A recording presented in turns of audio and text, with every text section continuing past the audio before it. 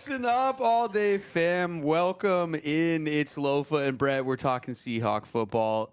Thank you so much for joining us live tonight. Thank you for spending your time with us. We are here to set another record. Every time we go on, we break records with you guys and your viewership, and we really do appreciate you. The first thing to do right off the gate today, right off the jump, text one of your friends, tell them that we're on, send them the link to YouTube, tell them to jump on and join the conversation. And we want all of you guys to join the conversation. Make sure you're commenting tonight because Lofa and I are staying here until the comments are done. Damn right. How you feel? Victory, Stogies, Light 'em ladies if you and got 'em. gentlemen. Yeah. Hopefully you're joining us with yours at home, wherever you're at, celebrating safely, responsibly. But, hey, week one. Week one Never in the a bag. doubt. I have to admit I was scared. When? I got nervous. When? Well, at the beginning of the game for sure. Pretty much the whole first half. And then I started to feel pretty confident in the second half, and then I started to get a little nervous again towards the end. But thank God that Tyler Lockett and his one hand just third down. Yeah. You need the game? Got it. Here you go. Oh, you guys are nervous? You getting a little nervous out there in Seahawks land? I'm Tyler Lockett. Yeah, not me. First down. Not me, ladies and gentlemen. Dude. Had it in the bag the whole time. Yeah, it was a little rough, a little bumpy, out the gates, a little turbulence, right? Yep. It was not a little rough. It was kind of ugly, I'm going to say. Ugly for sure. I was nervous. Okay. Yeah.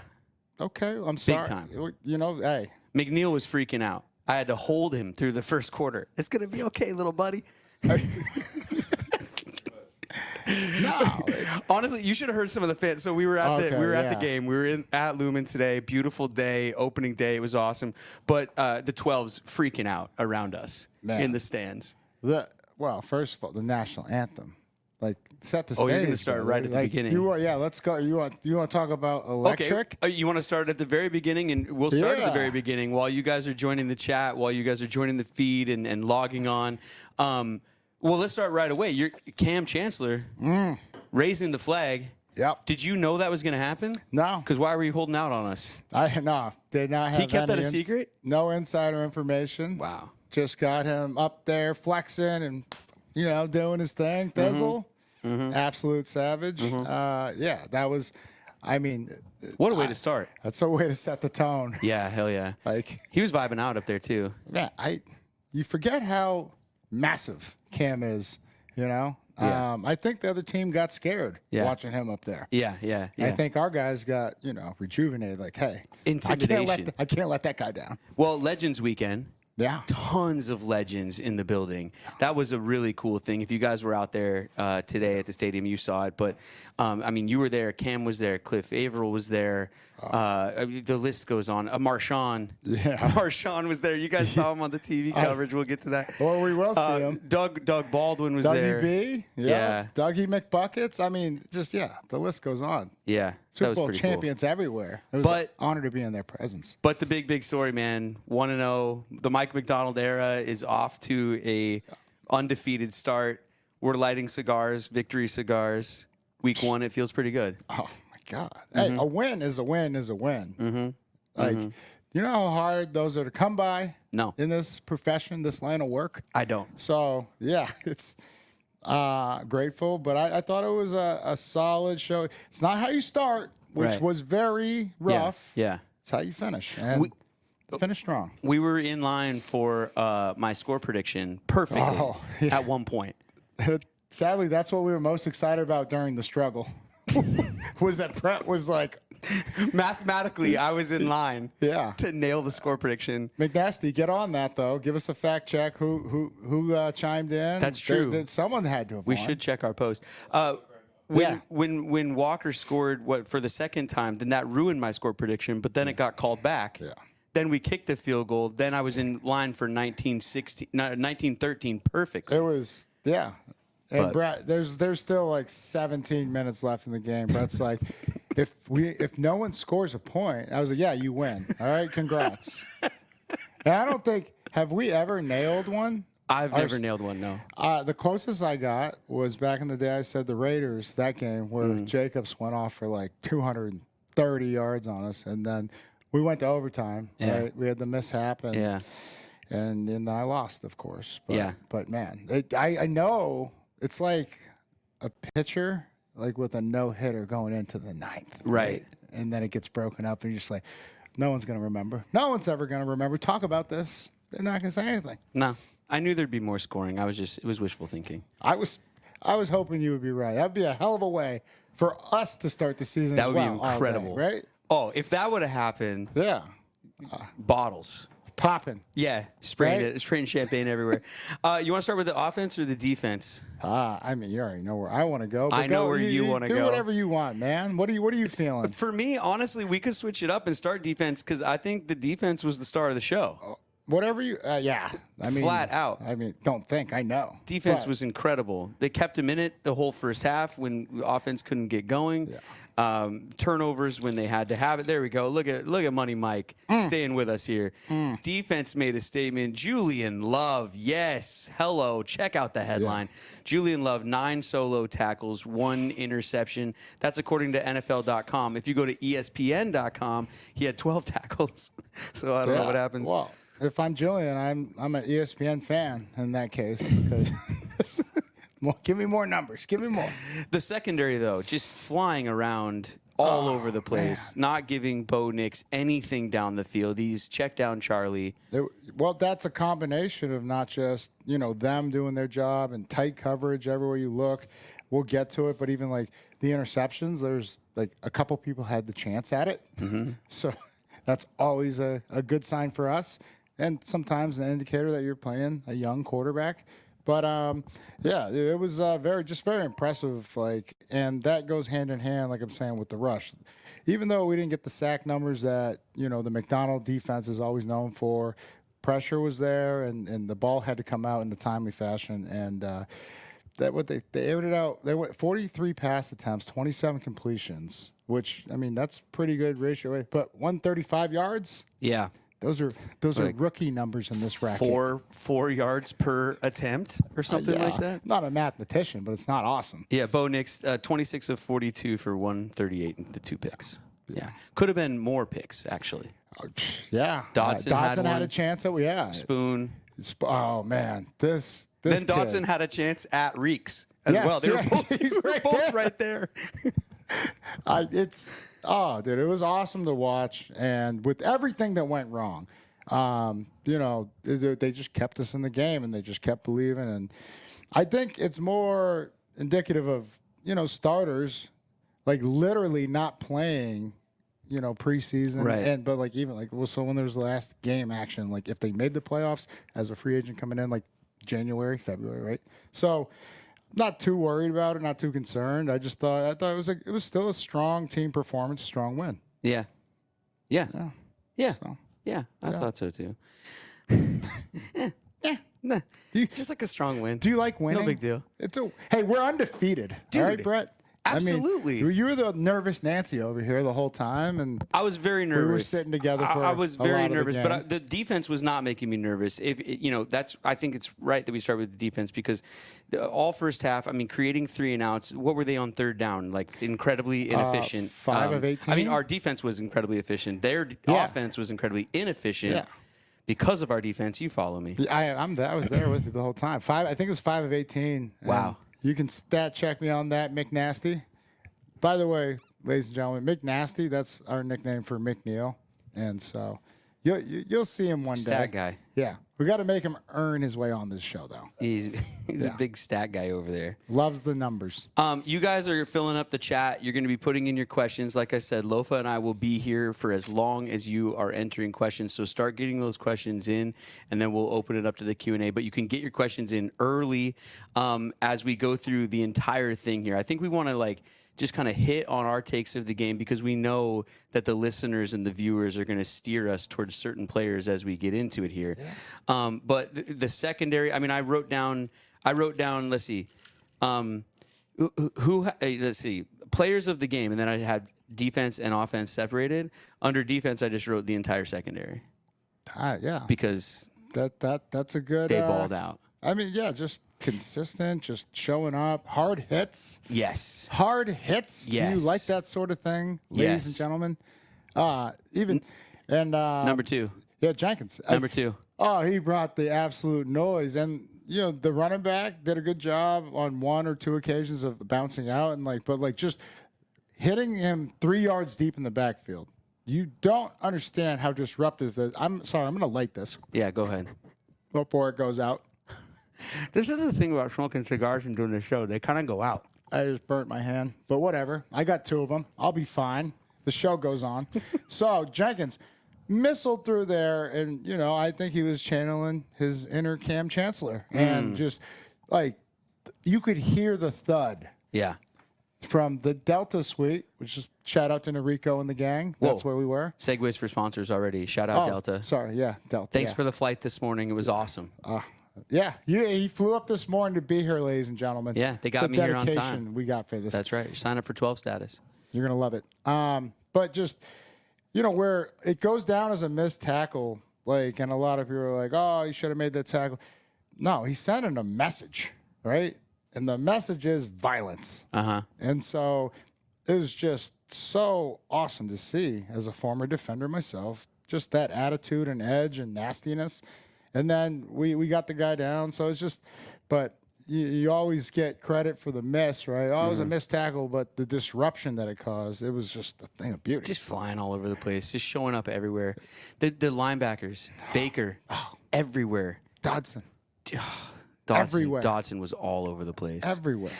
Baker, it took me a second because seeing 17 on a linebacker on a full sprint chasing Bo Nix, who is that guy? I even thought, I was like, are we in nickel right now? Because we haven't seen much of our boy Baker, since we, acquired him. I don't think we've seen anything, but played a lot of snaps, just looked good. Yeah. He is very strong, very efficient, they both play at a different speed than a lot of linebackers that you watch around the league. It's just, man, dogs. And bringing the heat too, Dodson on that, especially that one. He had which he was kind of banged up. A play before that, but then just stayed in the game and then. I thought he would have had to come off the field. Yeah. For that, because I don't know if you have to take a timeout, but he stays out there, guts it out, shows a lot of heart, and you're new to a team.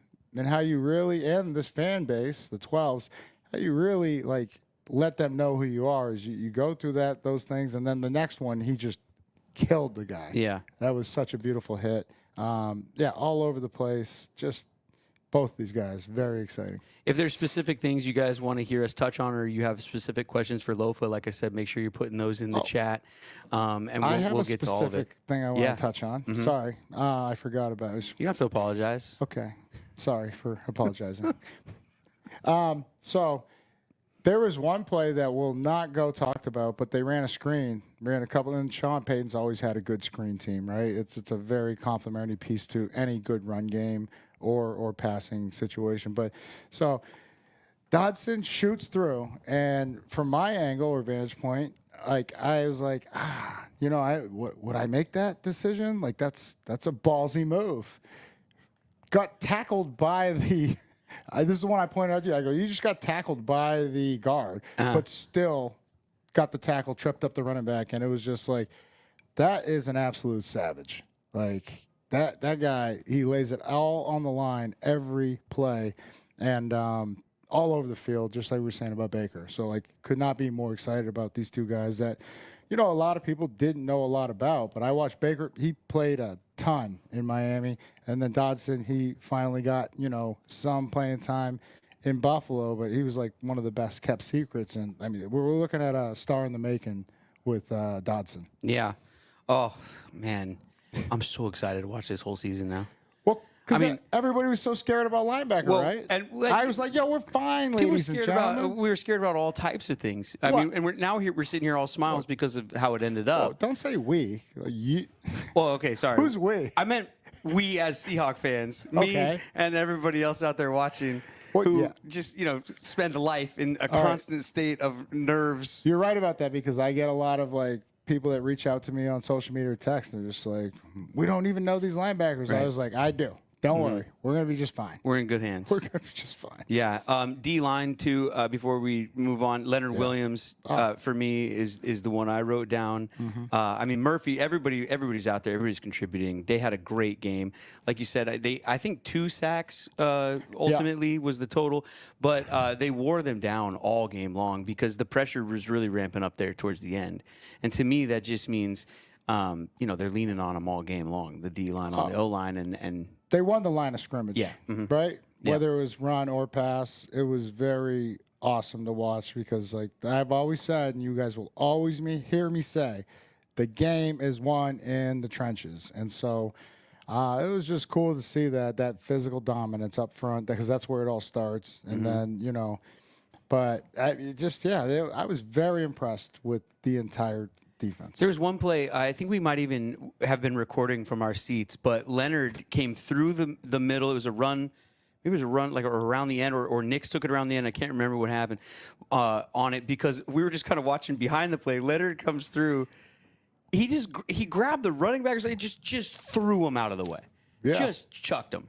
Oh. Like he wasn't even there. He came through a double team, smoked the running back, and then Mikey Morris, hat in hands. Ladies and gentlemen, hat means put your hat on theirs, hands for extension and separation, and then Mikey Morris just tossed him and got in on the fun and action. So it was just like, man, like it's so exciting. And so that's why I was never worried, never a doubt. I mean, you'll load up the questions and, ask, but it looked awesome. 231 yards is what your defense gave up. Holy shit. For as long as they were out there, and I think it was probably pretty 30-30 in terms of the time of possession, right? But that's a telling stat, they had it for 231 yards. I'm trying to think if me and my boys ever held anybody under 231 yards. Denver had it for 31. The Seahawks had it for 28. Okay. So almost even there, yeah. Offensively, let's go to the offense. Tale of two halves. Yeah. I mean, we're like I said, we're sitting here all smiles now because they end up winning 26-20. We get, the week 1 victory. But come on, they made some adjustments at halftime, that's for sure. I don't know what the speech was. Well, we executed. I think is more importantly, it's just, I know everybody. Let's start with the bad, right? Yes. Fine. Just like my mom used to. Yeah. Well, yeah. It was ugly. I'm not going to sit here and sugarcoat it. It was ugly. Yeah. And, Geno's interception. Alex Singleton, I mentioned him last week. Yeah. He's a problem, right? But Geno gets smoked in the knees. How come Geno doesn't get a flag? I was thinking the exact same thing. How come he doesn't get a flag for a low hit? I thought Geno's knee was gone. I thought that might get called back. I actually said to McNasty in the stands, where's the flag? And he goes, Geno doesn't get that call, which is bullshit. But fucked up. He doesn't. No. And, he probably doesn't because he just ripped off a sweet 40-yard run. Right? We'll get to that. I'm sorry. That was later. I jump ahead. Yeah. That was later. Yeah. But, I mean, come on. 2 plays in. What were your thoughts 2 plays in? Because okay, it's 2 plays. Okay. I know that's the player in you. That's the competitor, and you should have heard the fans in our section. What were they saying? They're calling for backup quarterbacks already and wondering if we made the right coaching decisions. They were howling for hell. They were freaking out. Yeah, they were. There was one lady. What did she say? No, come on, tell us. Come on, Geno, you suck. You got to be kidding me. And McNeil and I even turned around just long game. Bump the brakes. Yeah. We're going to be okay. Yeah. And we are, so we can smile about it here. But sticking with the offense, K9. I mean, how many times have I said it? Yeah. Brett, is my biggest fear is if we don't get him going, that he leaves us in a year or 2 in free agency and he becomes a 1,300-yard rusher and 10 touchdowns a year kind of guy. That's the talent we're talking about. Yeah. And, I mean, how many times do we see him get hit in the backfield, still get back to the line of scrimmage? Yeah. The one where he just flipped the dude. He got hit 2 times before that. Yeah. Flipped the dude, and then if the next guy didn't hit him, he actually probably keeps his balance and goes. And so it's a special talent, but we have to just like keep him on pace. I want to see the holes that we had for Mac in the preseason, right? Yeah. And I know McNasty wants to see more of Mac. We'll get to that. All right, buddy? Well, Kenneth Walker questionable though towards the end of the game, right? Abdominal. And then Charbonnet came in and did his thing. But yeah, McIntosh should have seen some runs there, I think, towards the end of the game or throughout the game. Yeah, he was preseason MVP. Yeah. But abdominal pain, that's why I never had abs, ladies and gentlemen. Can't strain them if you don't have them. 20 carries, 103 yards, 1 touchdown, 5.15. Is that something you're interested in? That was sweet. The dive into the end zone was incredible. That whole run. The run that got called back was a great one.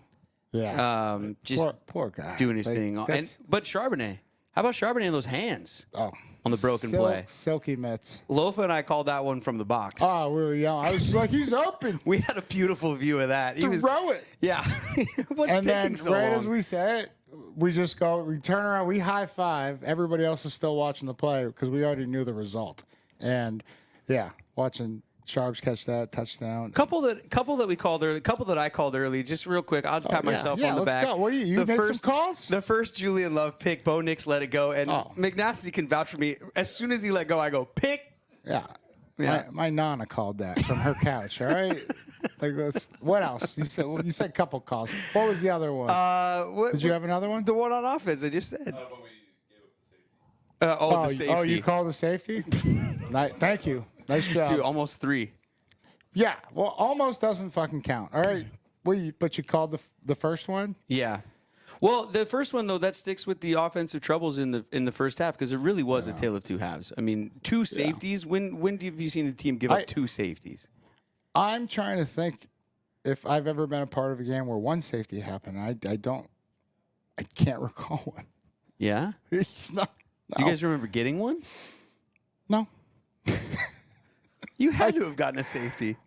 No, I'm trying to. I don't. I mean, maybe not you personally, but the defense in your time. Probably I wasn't thinking about myself here. I was, it's a team sport. Oh. All right, so no, I don't recall one where we got one. And fact check me, McNasty, or fans. Yeah, you guys, they'll remember. All day fam, you let me know. Mm-hmm. I don't remember everything. Yeah, but yeah, 2. But still, not even 2 in one game. In the 2 in first 1 half. 2 in 1 half.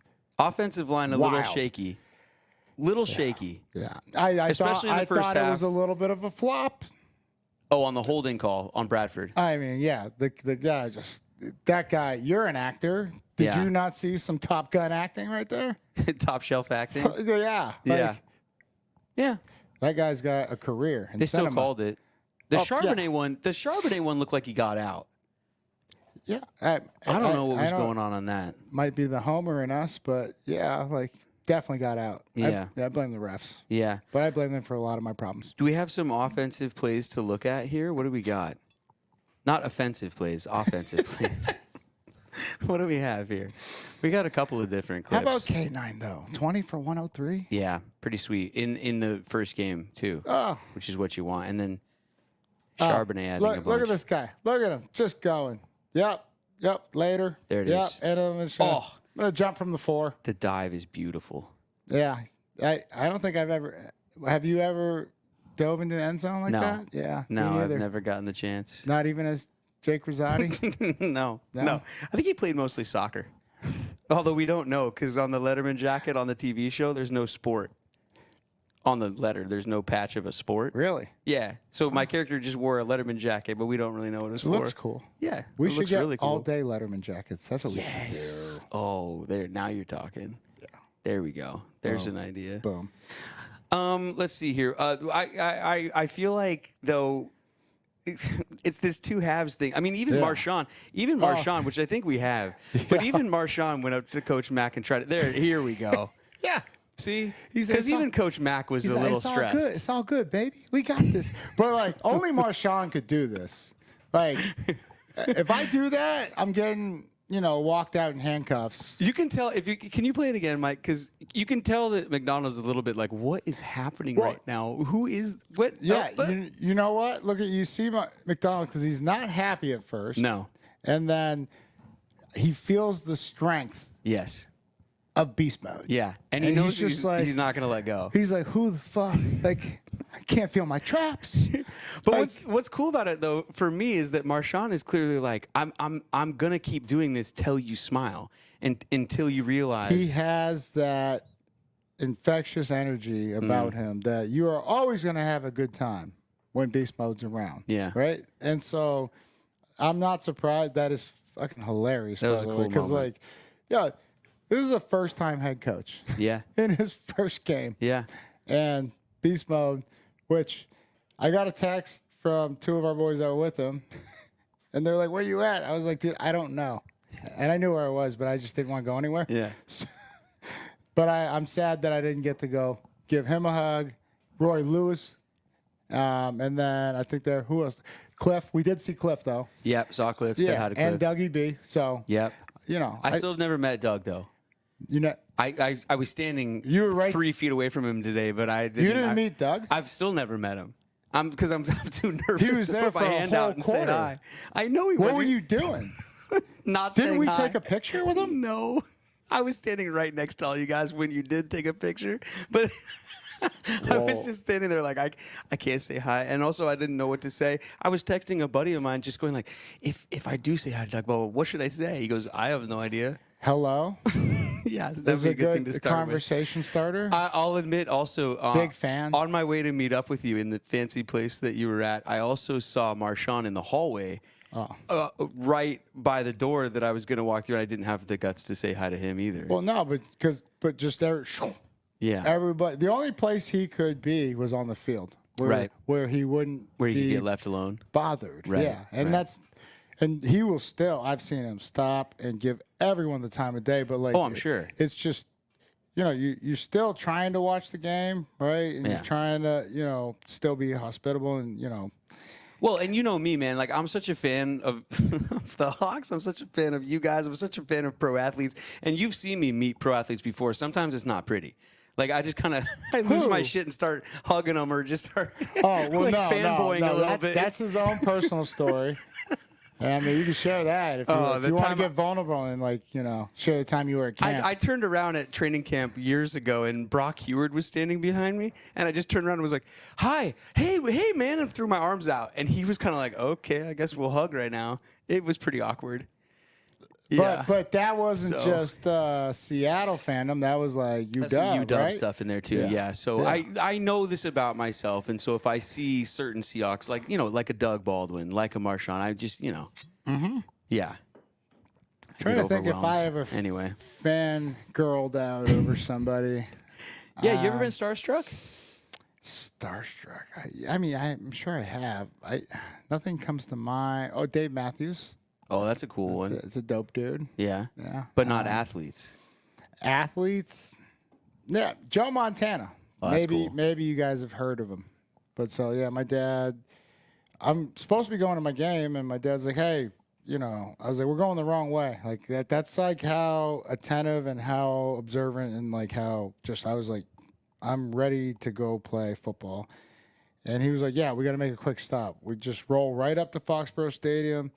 I was like, what are we doing here? And then he's like, I want you to meet somebody. And so we go through the gates, right? And they're like, oh, what's up, Most? They just open up the gates. We go right down the ramp, and we go right to the Niners sideline. And he taps Joe Montana on the shoulder. And I was just like, what are we doing here, right? And Joe Montana turns around, and he's like, oh, Mose, how you doing? And I was like, holy shit. Joe Montana knows my dad. Like, you know what I'm saying? It's not even like... Right. Yeah, and like, of course, they played so many years together, but that was like a moment where, I always looked at my dad as like, you're the man, right? Yeah. I want to be like him. That's why I played football. Yeah. But when I realized that Joe Montana, who fucking Super Bowl champion, everything, just the man, right, at the time, The GOAT before the GOAT. Right? Yeah. Okay. This was our generation's Totally. Tom Yep. Brady in terms of Super Bowl appearances, wins, everything. Like, it just, I was like, goddamn, Joe Montana knows who my dad is. Like, he, like, knows who he is, not just like, oh, hey, how you doing, sir? Like, You were starstruck by Joe Montana and your dad at the same time. yeah. That's cool. Yeah, honestly, Wow. it was, and like I said, I always had the utmost respect for my dad, and that's that's why I've always wanted to play football. But Yeah. when I saw that, go down, I was like, okay, I got to be better. I got to be, tougher. I got to do whatever I got to do to earn my dad's respect. So, I mean, that's the only time I can really pinpoint where I was like, I was starstruck by another athlete. Yeah. Huh. But all other than that, like, I grew up around all these guys, superstars, at least in Massachusetts, New England areas. So like, I was like, oh, this is normal, right? Yeah. Yeah. That was the one time it did not feel normal. I Cool. was like, That's cool. Holy shit. Man, that's a cool story. Offensively, there's a lot more to touch on here. Tyler Lockett being clutch, doing Tyler Lockett things, saving the game for us there at the end, converting that first down. But also just, I think, got the game really going offensively with that first contested catch. Beautiful ball from Geno, but great catch from Tyler. And then when the offense really looked on rhythm was those times when he was open, doing his thing, finding those soft spots in the zone. The times he was open?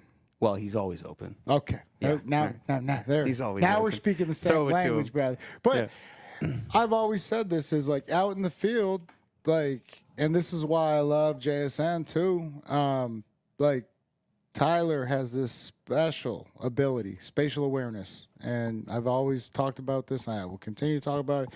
Knowing his surroundings, picking his spots in zone, but then we'll break it down, hopefully this week, where I show you how many times. There was one time he came 3 or 4 yards back to the ball on the left comeback route, and like, it was phenomenal coverage. The adjustment to come back and grab the ball, 21, I don't know who he is, but it was unreal coverage.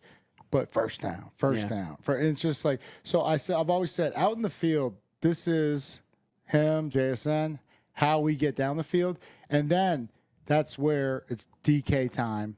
And we hit our stride. It was probably a year or two ago, where it was like, just, okay, Tyler would leave the game with like 8 or 9 for 130. And then DK, unfortunately, he would only get like 6, right? But 60 and 2 touchdowns. Yeah. And so, like, I felt like but the team is gelling and they're happy. Yeah. Right? Yeah. And so, because, like, guys want their targets. Yep. I get that. Like, you don't pay these guys to block.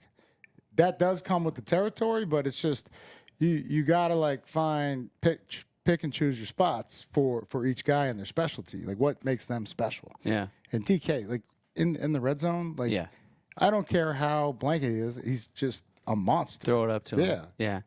We're going to open it up to the Q&A portion of the show. You guys have been loading the chat. We really appreciate you for doing that. We also want to be setting records tonight, viewership records. So make sure you're texting this here live link to your friends, telling them to jump on, tell them they can join the conversation, and you guys can do that by loading the chat. Transitioning, let's look ahead to week 2 a little bit. New England Patriots, we're going all the way across the country. It's an away game. Speaking of Foxborough, they got a big win today. They gave Mayo the Gatorade bath after going 1-0 in week 1. Do you bathe the coach in Gatorade for regular season wins? Yeah. And I grew up in Boston. Grew up half hour outside. I'm not going to claim Boston. I'm Plainville, Massachusetts, right? All right. So, You better recognize. Yeah. But that's just right next door to Foxborough because my dad played for the Patriots for 13 of his 14 years.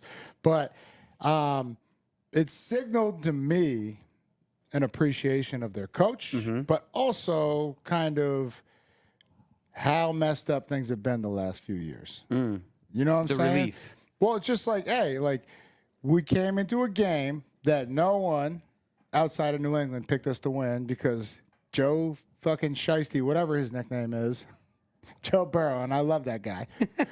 he's supposed to be back, right? Yeah. You know, and everything. But and they gutted out a win, like the 16-10. Like, and I haven't even seen the stat line, but Gatorade Bath week 1? it will just. So I'm saying there's different perspectives on how to like really process this. So from one aspect, you know, they've had some rough seasons, Right. and you know they like not even like making the playoffs. I like that we didn't pour it over McDonald. Wait, okay, if that's where you're going with it, I'm just saying, no, like, I like no. that my team isn't doing that. Act like you've been there before. Our team, Right. Well, but yes, no, like. No, absolutely. And so, you know, our perspective was like, all right, well, like we expected this, right? And so I think not like there's some disbelief going on in New England or whatever. I'm not gonna disrespect, you know. And Gerard Mayo, phenomenal linebacker, For sure. And I'm happy to see some of my peers being head coaches now. Do you know how wild that is? that's crazy. That's cool. Right? Yeah. And so, all-pro, stud, Super Bowl champion. And so, but I know he probably wasn't, you know, happy with it, but it's still his first win. Yeah. And of what I believe is going to be many, because I know this man personally and how he attacks life. So, but yeah, I know what you're saying though.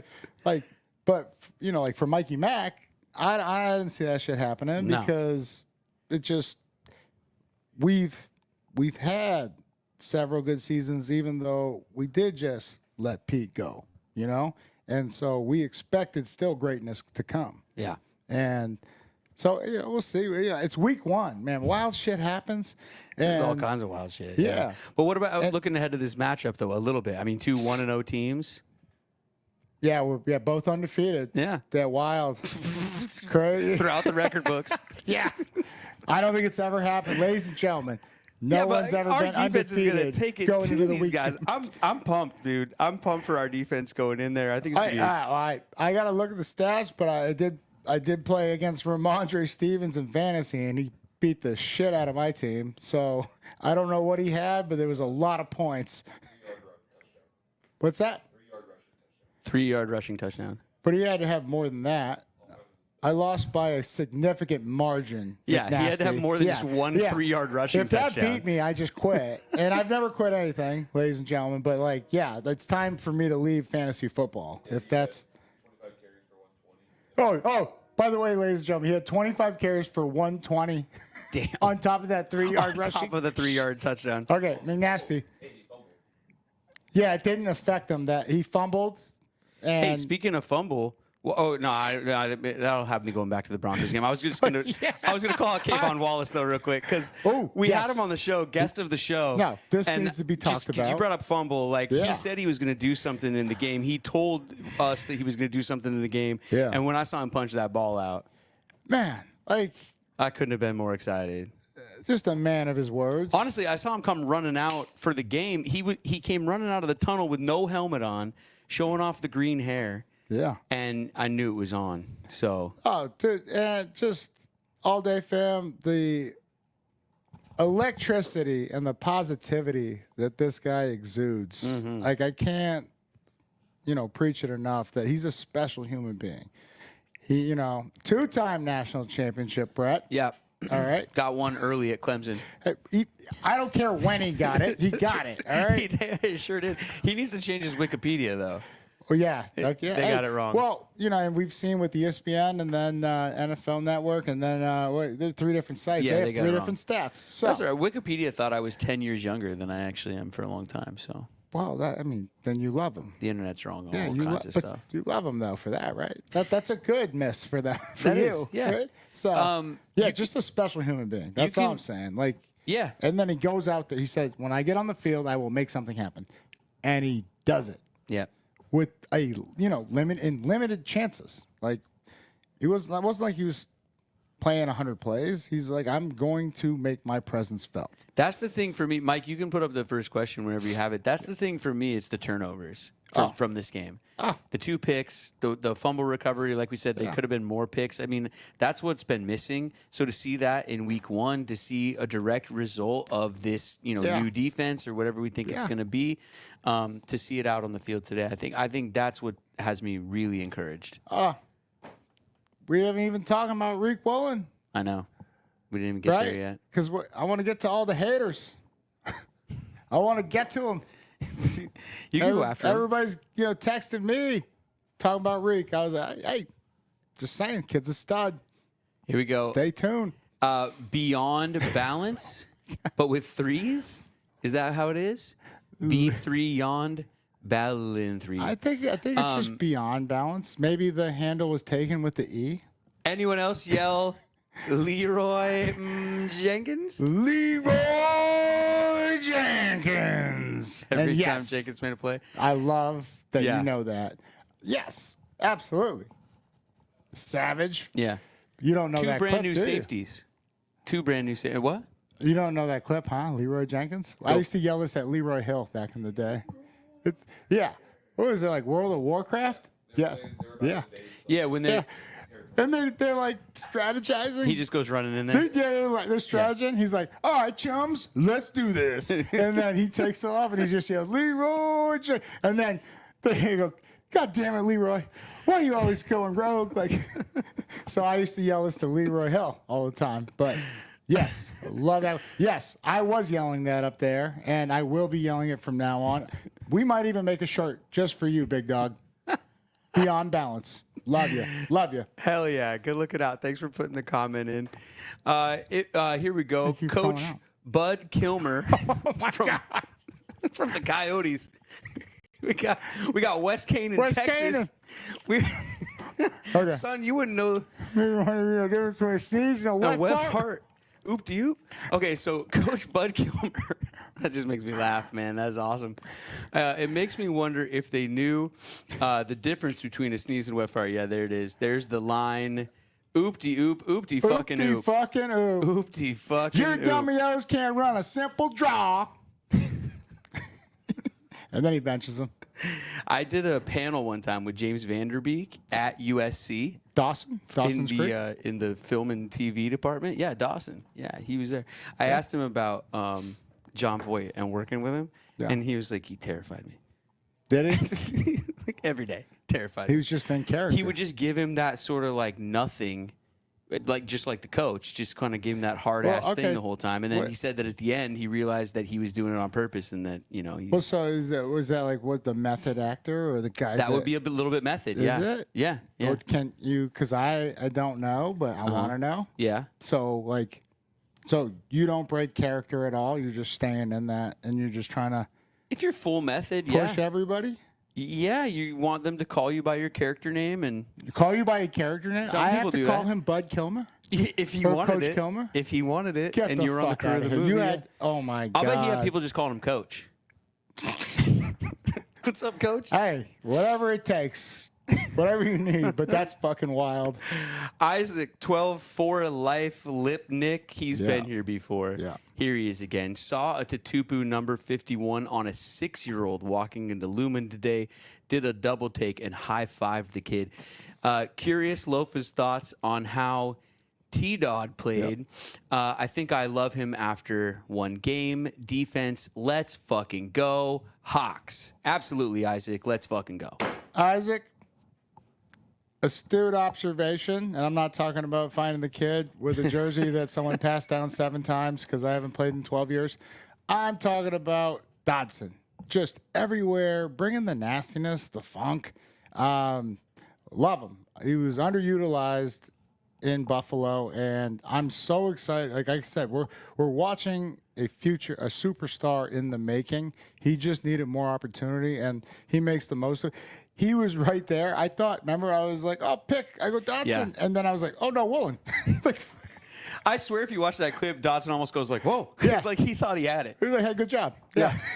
Where'd he come from? Which tells you he's unselfish. Yeah. Right? Team player. Yeah.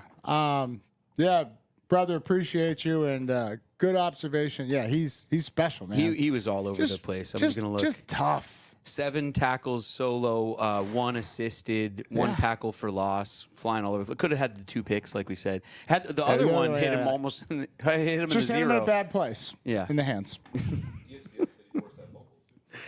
ESPN has him forcing the fumble. Yeah. No, that's one of Kayvon. the sites. We know that's Kayvon. No, we know it's Kayvon. Come but on, yes, that needs but to you're be right. corrected. Yeah. Way to fact check the ESPN. McNasty. Coach Boone here from. We got all the fictional coaches. Wait, Remember the Titans based on a true story, isn't it? What's that? Is Remember the Titans based on a true story? Yeah. Okay, so not a fictional coach here, but No. Kilmer's fictional. Is he? The West Canaan Coyotes? I don't know. Yeah, man. I don't think Lance Harbor's a real guy. I'd like to believe he is. I like to believe we all have a little Lance Harbor in us. Coach Boone here says a bunch of 5th grade sissies after a cat fight. Interesting. What are we referring to? I don't know. Is that a question? Not sure. We're talking I about. love it though. Or are people just throwing movie quotes now because we love movies? We do love movies too much. Maybe. Hey. I don't know. Coach Boone, give us some context there. Yeah. Maybe. I mean, Or maybe he stumped us. We got stumped before. That might be a movie line that we don't even know. Oh, Bud Kilmer just Kilmer's back back. at it. I love it. Kilmer's back trying to put the needle in Vanderbeek's leg. Never show weakness. Only pain that matters is the pain you inflict. That was my best John Boy. Hope I did it justice. When he Bud starts Kilmer. whacking the whistle against the helmet, that sound of the plastic. So my dad did that to me. Oh, man. He was my head coach, so it wasn't like he was just doing that to me for fun. just piss Ladies you and off? gentlemen, it was, How old were you? I was in high school. I was a grown ass man. At Okay. least I thought so. Yeah. But yeah, and the echoing of it is just like you're just like hitting over and over again. It's just like whoa. Wow. But What did you do? Do you remember? I was just like, please stop hitting me. No, I mean to get it. No, to have him do it. Oh, yeah. No, probably some dumb shit. But like I remember the one time there was like our local paper was like, hey, we're gonna come like, interview you and your dad, and I was like, all right, cool. And so they show up and we're sitting down and like neither of us are talking. And then we go out to practice and they're getting some still shots and like there's like the one photo they published. I'm gonna find it. I'll bring it to you guys next week. Is like I'm pointing one way and he's pointing the other way. Obvious miscommunication. But I threw it past one way. I did complete it.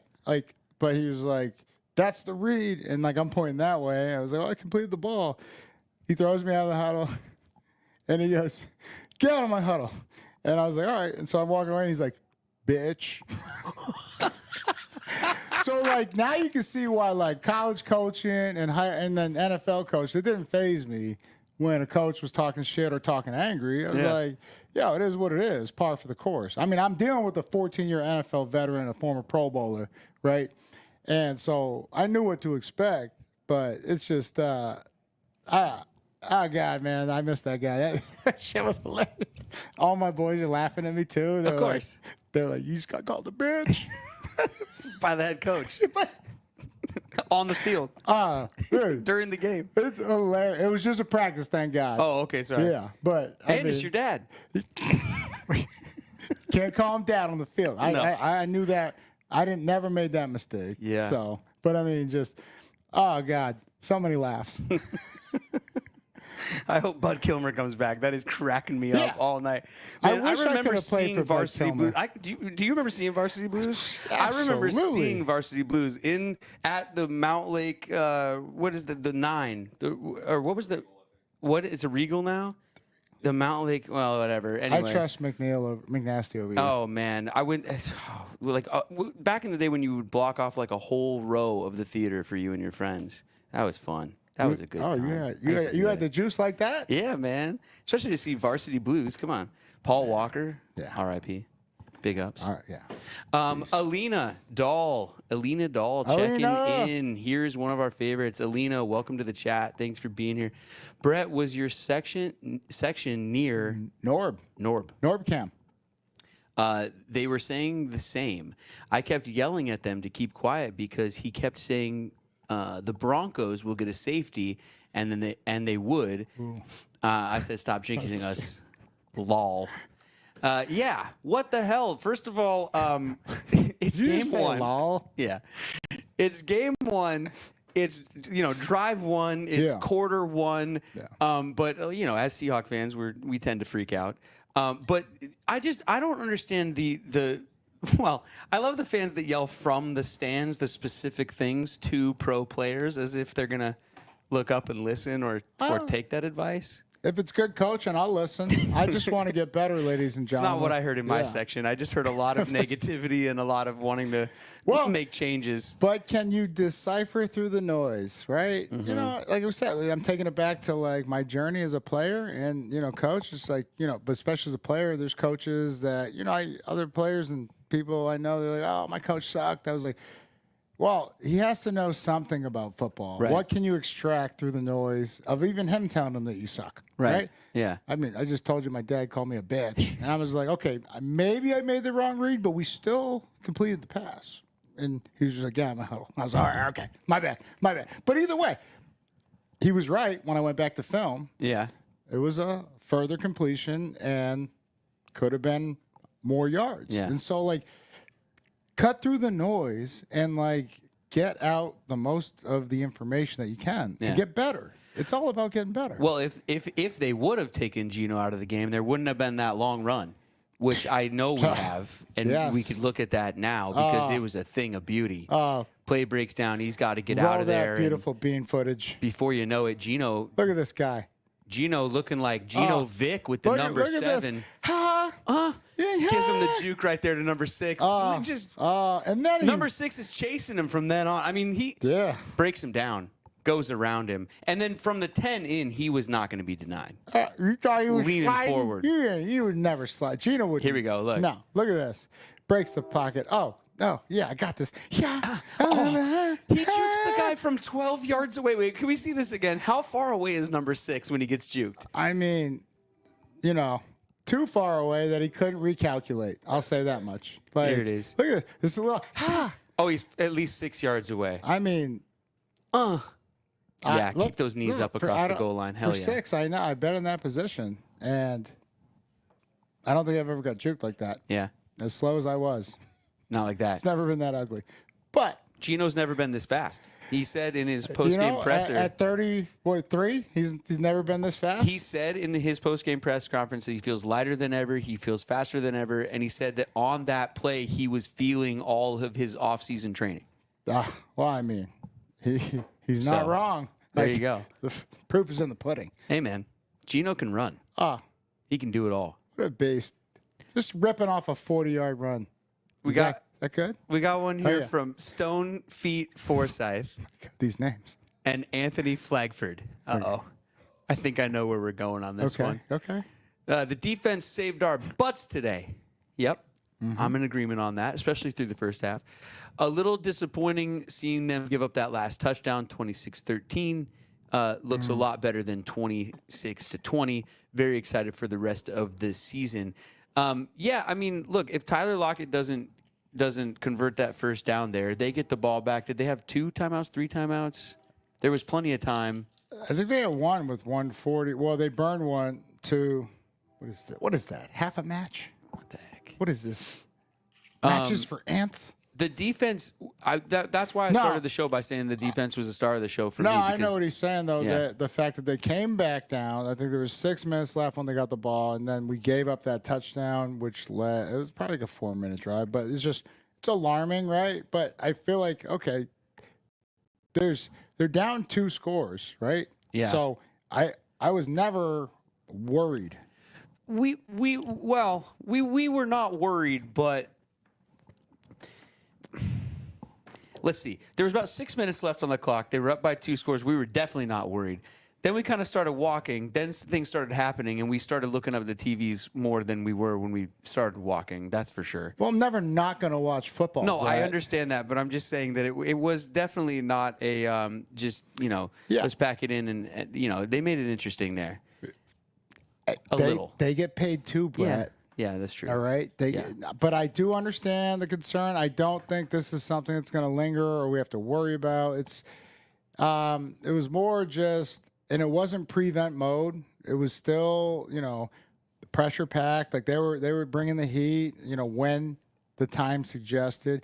I actually told you, didn't I say? I was like, I'd be surprised if they don't go no huddle, even though it's a rookie quarterback. I mean, he's like, what, 27 years old? And he played every preseason game. Yeah, Dr. Nix. Like, let's get serious. So I thought they would have went more up tempo, even I said the drive before, like they went down. And so it's like, I don't think it's cause for concern. Stone, Forsythe, and Anthony Flackford. Interesting name. So, but I do understand why you asked. But yeah, still excited, right, for the rest of the season. That's what I want to leave you with. Is that like, yes, 26-13 always looks better than 26-20, but let's just talk about the O-line again, Okay. which we touched on at the beginning, but we can go back into it here because I think if there's a part of the offense that looks shaky, it would be the O-line. Connor Williams making his first start. Bradford had the holding penalty, but also had the. Here you go. Yeah. Caesar. Yeah. Well, we'll address it right now. Caesar Teo. Not sure if the double L there. But question: why is the O-line so ass? It wasn't great. Bradford with the holding call, which was the one safety, had another penalty. Like I said, Connor Williams making his first start, so maybe there's something there. But George Fant going out early.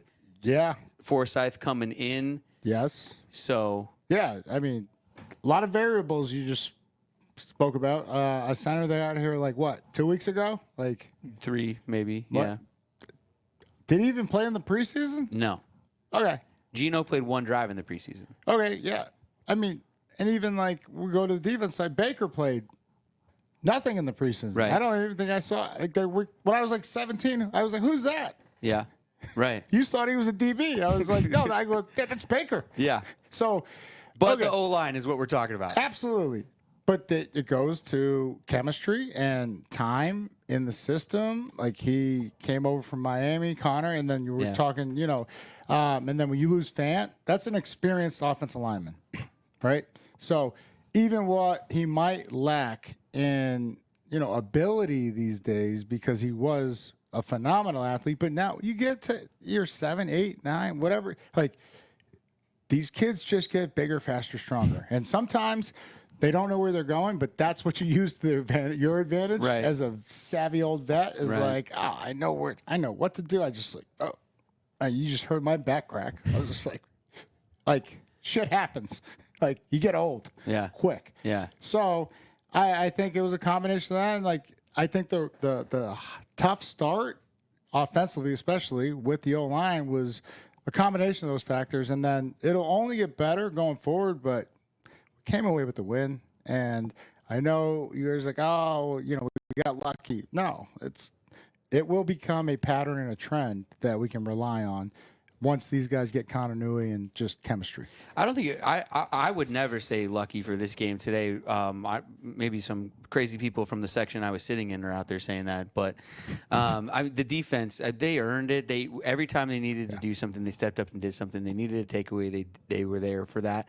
And like I said, I mean that's what's been missing maybe the last few seasons. So to see that happening in week 1, I think is a huge, huge deal. Yeah. Well, and then to that point, even. So penalties, we have 5 or 6, and I think it was 6 and 41 yards. Okay, so I think most of those are on offense. So holding. So I think Bradford had 1 or 2, like you said. We even had a DK had one, pass interference, which pulled back. Yeah, huh? One false start. So okay, that's 5 of them, right? Yeah. Maybe there was one on defense, but either way. The discipline, like we're used to 10+ penalties and 100+ yards surrendered. Do you know how much that affects the chances of winning? Mm-hmm. So I was pleasantly surprised in that department. And like discipline is what you can hang your hat on and doing the right things over and over. So we're only going to get better. Well, I like sticking to the run and staying with it from Grubb. because, there could be the impulse to let's start just throwing it all over the place or anything. And last year and in years past, we've been talking about you got to get the touches. You have to have the carries up. Right here, Kenneth, 20 carries. Charbonnet had another 8. I mean, Geno Smith had 4, but Chenault had the 1. But so either way, 30 carries. 30 carries. I don't know if we had that more in 3 or 4 games last year. Right? Almost. Yeah. Like, I'm serious. Right. Yeah. I can't remember a time when we broken down the stats. We're like, we ran it 25 plus times. Well, and they stayed with it. Those are signals to a winning recipe, and that's what I'm getting towards. Is like, and then you look at them. They threw it 43 times. Yeah. You drop them back 43 times with a rookie quarterback, and now Sean Payton's a great head coach, Super Bowl winning head coach. So I would never question his judgment if he felt it wasn't there, but. Their yards per carry were not there, but man, those running backs were running hard, and they had some lanes and they were opening them up, so they just didn't stick to it. And like the game didn't get crazy out of hand. It got down to 2 scores, right? 2 scores, so you need 2 touchdowns. But I didn't think the game dictated like we have to abandon the run. Right. Yeah. Oh, I like seeing him stick with it, and then he started breaking them. I mean, he had 2. I was surprised when he had 100 yards. I know, I know, and even 20 carries. I was like, I knew he carried a good amount, but like, so this is a very methodical approach to how we win, right? And even how we shorten the game, and help our defense out, win time of possession, which gives the defense, some breathing room. So it was just a masterful plan on both sides of the ball that worked out. We've talked about offense. We've talked about defense. What about the third team? Special teams. How about special teams? It was not so special today. No. Okay. Would you like to take this one? D. Williams. I know. LaVisca took number 1 from D. Eskridge once he left. D. Williams is back there. Oh, you noticed that. Your D was back there. Well, my D's out of town. Pause. My D's in Miami. Your D was on the field. Just fall on the ball. Yeah. Just fall on the ball. Why don't they just fall on the ball? Yeah. Don't try to pick it up. Easier said than done. But sure. Like, I understand what you're saying. It was a very easy, secure for them, and then score, right? Mm-hmm. So that affects the game. So your 2 safeties, that's 4. There's the field goal there. That's 7 points right there. Right? Yeah. So got to clean that up. Yeah. Macdonald in his press conference after the game said they're going to have a visit with D. Williams. Visit about it. Yeah. Yeah. Correct it. But he said he's got confidence in him. He said he likes him as a player, and they're going to, keep putting him back there. But he said we're going to have a visit about the decisions. Yeah, of course. Yeah. Right? Which is good. So it goes back to preseason when I said the one decision I didn't love that I saw out of D. Williams was when he let the ball bounce, right? Was it second preseason? Yeah, and then, I mean, I think he took a massive hit, and it was just like, damn. Like, is the returner allowed to block that first guy down there if they don't feel like catching it? No, if you do not wait, if you waive fair catch, ladies and gentlemen, you cannot touch a soul. Okay. But if you don't, yeah, and so that's what you got a lot of guys. They look up, look down, look up, look down, and then they just peel off and try to smoke somebody. Yeah. And so then there was one where I wanted to see him rebound. I mean, the dude over there. That boy got toenail. He kicked some monster kicks. Yeah. So he was on the 10, and even D. Williams was like, if I take a step back, I'm wrong. So he just waited, and then he ran forward, and the ball rolled in the end zone. And so I was like, all right, that's a good decision. Right. Even within there was one though that he was looking up, then decided not to catch it. Didn't really block the guy. Yeah. It bounced, checked up, and that might have led to one of the safeties. One of the safeties, I'm not sure. right? But we were back on the one. The first one. Yeah. And that was the one where I was just thinking, can you go block the guy? I don't think he called for fair catch. If you, as long as you don't put that arm in the air, signaling fair catch, look at that one. Then you can go tee off on whoever is around. But yeah. So like you said, okay, you just brought some food for thought from my brain that maybe. Thank you. I just want to get better. Yeah. Even as a podcast analyst. Yeah. now they will have to have a conversation now because I thought it was just one. Okay, the fumble. But, yeah, okay, if that error in judgment of, like, do I let this go? Do I? Mm-hmm. But that's also studying the punter, right? Yeah. Where does he put the ball? Because, like, generally they have a strategy in terms of, like, oh, we like to kick left hash, right hash, whatever. Like, just like kickers. So that's all I'm saying. You want to go over the dynamic kickoff now that you've seen it in person? Dynamic? Is the new dynamic kickoff? Oh, DJ Dallas returned one. You guys see that? Yeah. I think DJ Dallas might have returned the first ever dynamic kick for a touchdown. Fact check us, but I saw the highlights. Because did anyone else have one today around the league? Shea looked amazing.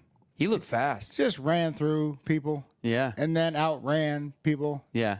Is that good? It's very good. Yeah. So, no, good for DJ Dallas. Absolute savage. He was the first ever one. First one. There you go, everybody. Seahawks, even former Seahawks, just making records. If you guys are ever on a game show, that trivia question comes up. Put us in the record books. Who was the first player to return one in the dynamic kickoff era? Here we go. What'd you say? It's like a full circle with Marshawn. They get our running back now. Howdly Doodly champion the Diddly Doodler. Oh. Howdly Diddly Doodly. Is that Ned Flanders? I want to try to do it in here. Howdly Doodly champion the Doodly Diddler. Oh, man, I messed it up. It's the Doodler. Howdly Doodly champion the Diddly Doodler. There we go. When talking of meeting a star, I remember having shoulder surgery when I was 14 and woke up and got to meet Marcus Trufant. I felt a lot better. All right, I'm sorry. My match just broke in half. We're talking about being starstruck. Just too strong. I'm sorry. We're talking about starstruck. Okay. And, first of all, how did you read your lines? While I read this question, what do you mean? You just did I get some of that wrong? Butchered all of that. Did I really? Howdy doodly diddly. Listen, cold reading is not my strength. It's memorizing the lines. You just like to wing it? All right. I surgery. I woke up, had to meet Marshall Font. Felt a little bit. Yeah. Okay. That's a great story. I'd love to know more about it. Marcus was he the surgeon? How did you wake up and Marcus was there? He was there visiting. He's probably visiting the hospital or whatever. No, that's cool. I love it. No, I have met Trufant. I have too. Yeah. I know you have. Yeah, good dude. I know you have. No, best dude ever. Yeah, does a lot in the community. He is a Washington, son of Washington, just a beast. Don't know how he ended up at Wazoo. One of the first Wazoo families. Kicked our ass. One of the first families of Washington sports, I'd say. Ridiculously talented family. My God, the whole family. Yeah, crazy. Yeah, True. One of the best dudes of all time. Mm-hmm. Shout out to True. And shout out to you. Howdy Doodly champion, the Diddy Doodler. Close. That was exactly it. That was word for word. Austin Clare. Adjustments after halftime were perfect. Do you think we're going to be a second half team this season? Interesting. Well, I think we just had a lot of misfortunate events. Yeah. The first half just felt like the first half of the first game when a lot of your starters haven't played in the preseason to me. Okay, thank you. Yeah. That's what it, Austin, Hopefully. That's what it felt like to me. It was Hopefully. That's what it spoke to me in terms of when I was watching. I was like, we haven't seen, these guys haven't played since like January, December last year. So, give them a little grace. We still came away with the win, but I was checking and we cleaned it up, right? And we got down to business, but defense just looked strong. Yeah. Throughout the whole game. Like with everything that went wrong, even offense giving up points. Even what? That's just funny. Even the offense giving up points. Well, shit, that's not their job, right? That's our job. Right. Like everybody yells at us. Like, so you look at the 20. I mean, Right. 4 of them, and then the punt. Yeah. Or that was mishandled. Which, okay, yes, we're on in the 10 or in the red zone, and then they score, but that still falls on us. Yeah. But I'm just saying, it's Yeah. like it's misleading in terms of just like numbers. They don't lie, but they don't tell the whole fucking truth. Well, for as much as people want to be upset with the offense in the first quarter or the first half, you got to be happy with the defense. Geno throws the pick on play number 2. The defense comes in, sudden change. They hold him to a field goal. Huge win right there. I was fucking high-fiving everybody. Me too. Because like everybody else was like, like here it goes. I was like, what? I was like, do you know what we just fucking did? Yeah. And I just, tried to I didn't say it like that. I was very excited, but I tried to just explain to him. I was like, we're going to be fine. We just only gave up 3. Like, the best outcome is getting the ball back without giving up points, running points. So, like, and that's what we always preached, even when I played for Pete, even Holmgren. Like, this is every coach's, like, thought process and every competitor's thought process. So, I was pretty ecstatic when we only gave up 3. I was like, yo. How about the tackling? Let's fucking go. The tackling. Oh. The tackling noticeably improved. Oh, just Somebody catches the ball, they're going down. just getting peppered, Yeah. right? And like, sticky. sticky, like, knock the fuck out. Last few seasons, sometimes first guy there Well, is going to miss. Now, a lot of one-on-one tackling in this game. sometimes nobody was there, Brett. That's true, too. And that's also a problem. You can't tackle the guy with the ball if no one's there. Yeah, right? Not with that attitude, but also not if no one's around, right? Yeah. Right? Right, yeah. Just it was noticeably better and just strong throughout the game. And just, and like, tackling is usually like good in the first game because we're all excited to hit somebody else rather than our teammates, right? Like you just like, especially if you're home and then, like I said, the national anthem, Cam Chancellor, The flyover? the crowd, the flyover. Oh, the flyover was sick. The flyovers, they banked perfectly. I didn't see like, anything. I just heard F-15s or whatever they were. a lot of noise. F-16s? What were those? F-35s? It was F something. Something. F and fast is what I heard. Hell yeah, man. They broke the sound barrier. Then they brought the fighter pilots out on the field during one of the That commercial breaks. was- Dude was just rocking the perfect Top Gun stash. Yeah. Looked like a fighter I pilot. could hear the theme music. was sick. Hey, here's Josiah. One of our favorite listeners, one of our favorite viewers, dog. Josiah here. This guy fills up our chat every time, always has a good take. Are you taking this one or you want me to cold read it? Oh, you got I'm smoking Okay. this stogie. Josiah, only 2 sacks, Maffei and Hall, but tons of pressure to force bad throws and misreads. 2 picks, but 3 drops. Yeah? 2 from Spoon, 1 from Dodson.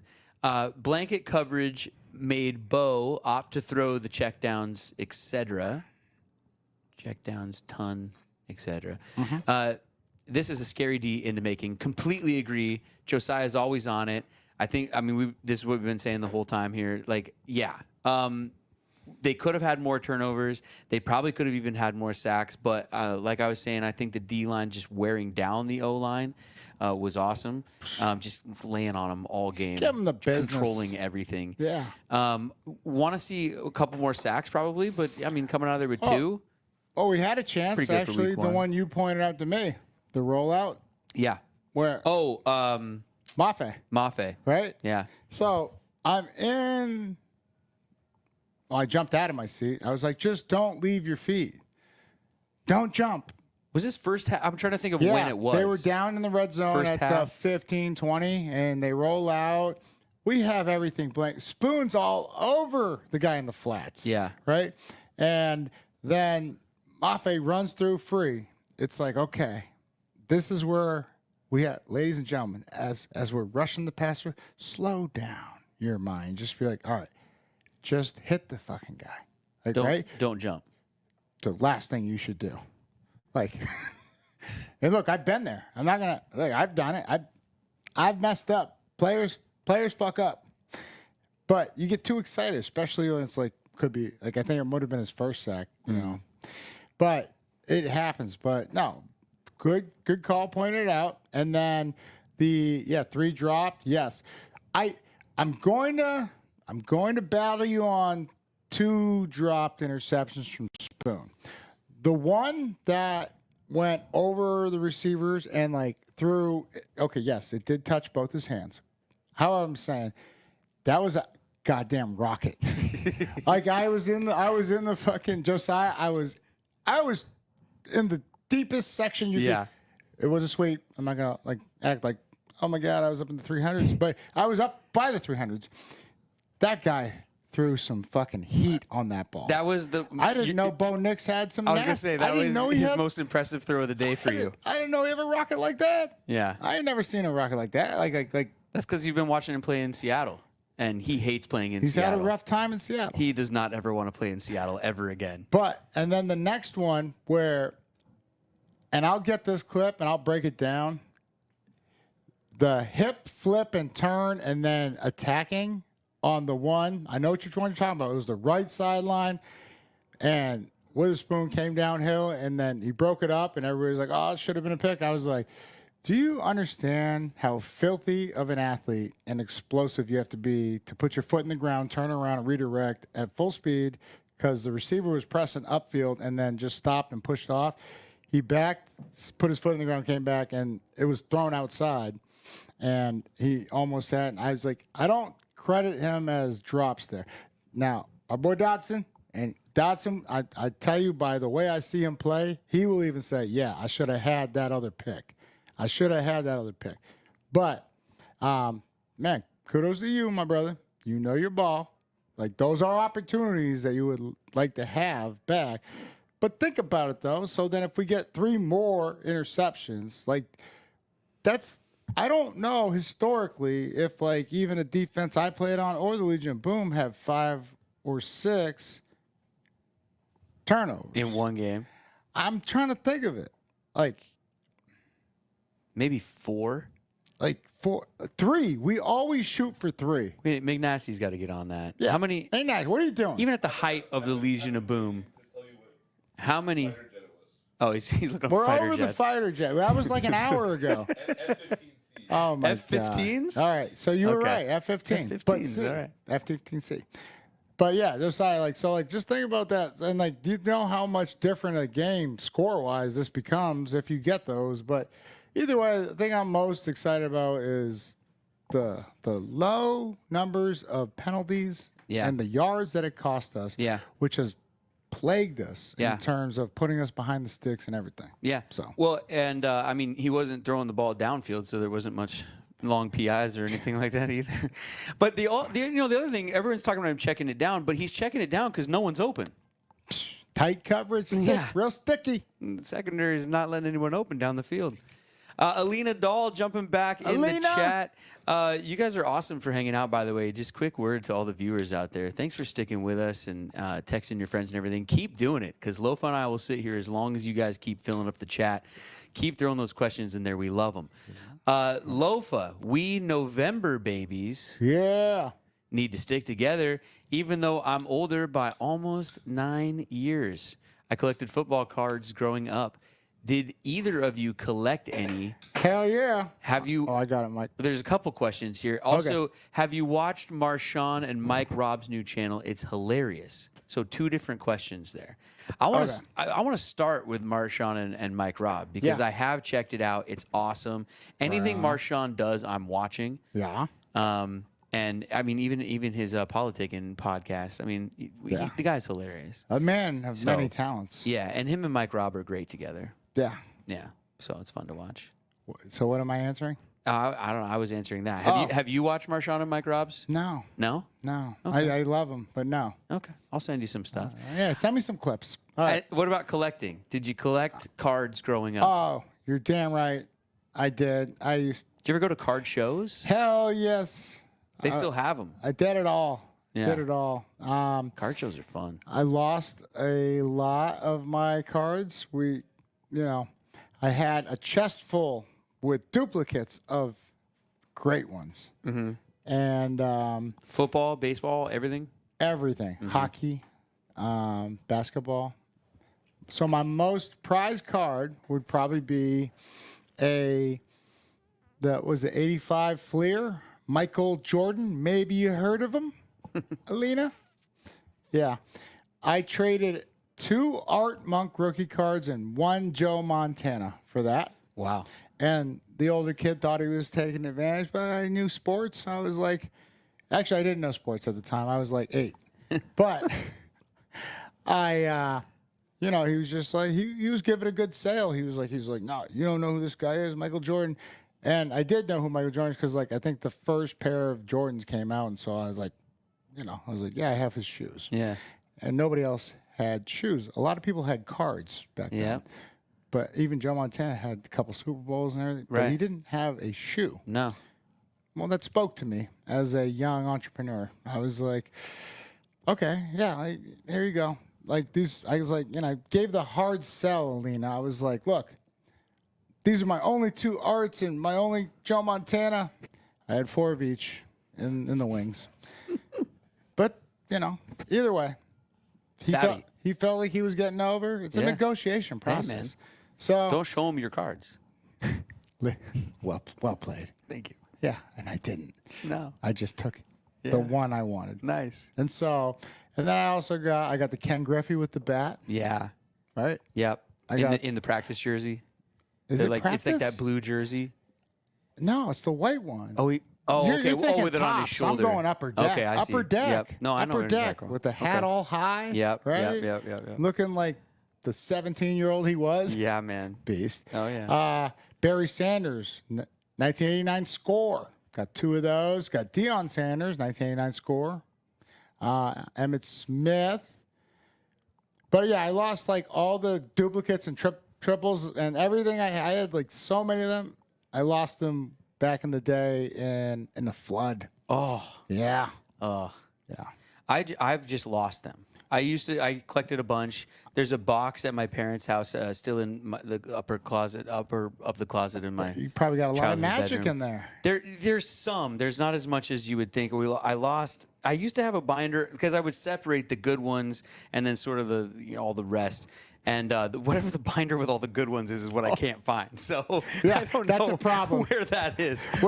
The box with everything else in it, I know where it is. But we had a card shop about a block away, and as a kid, I would call these guys all the time, the guys that work there, and just be like, "Hey man, what's this worth?" And they, "Oh, that card's 65 cents, kid," and like hang up the phone, But I used to just annoy them all the time, asking them to look up cards for me. And I remember vividly one time the guy goes, "You ever heard of a Beckett guide?" Mm-hmm. No. He's like, "Well, go buy one and then you can look it up yourself." Yeah. Is this Brett? Yeah, quit calling from us. Edmonds? Yeah. Stop calling. We're not a radio show. We don't want to talk to you anymore. All right, I'll try to make this quick.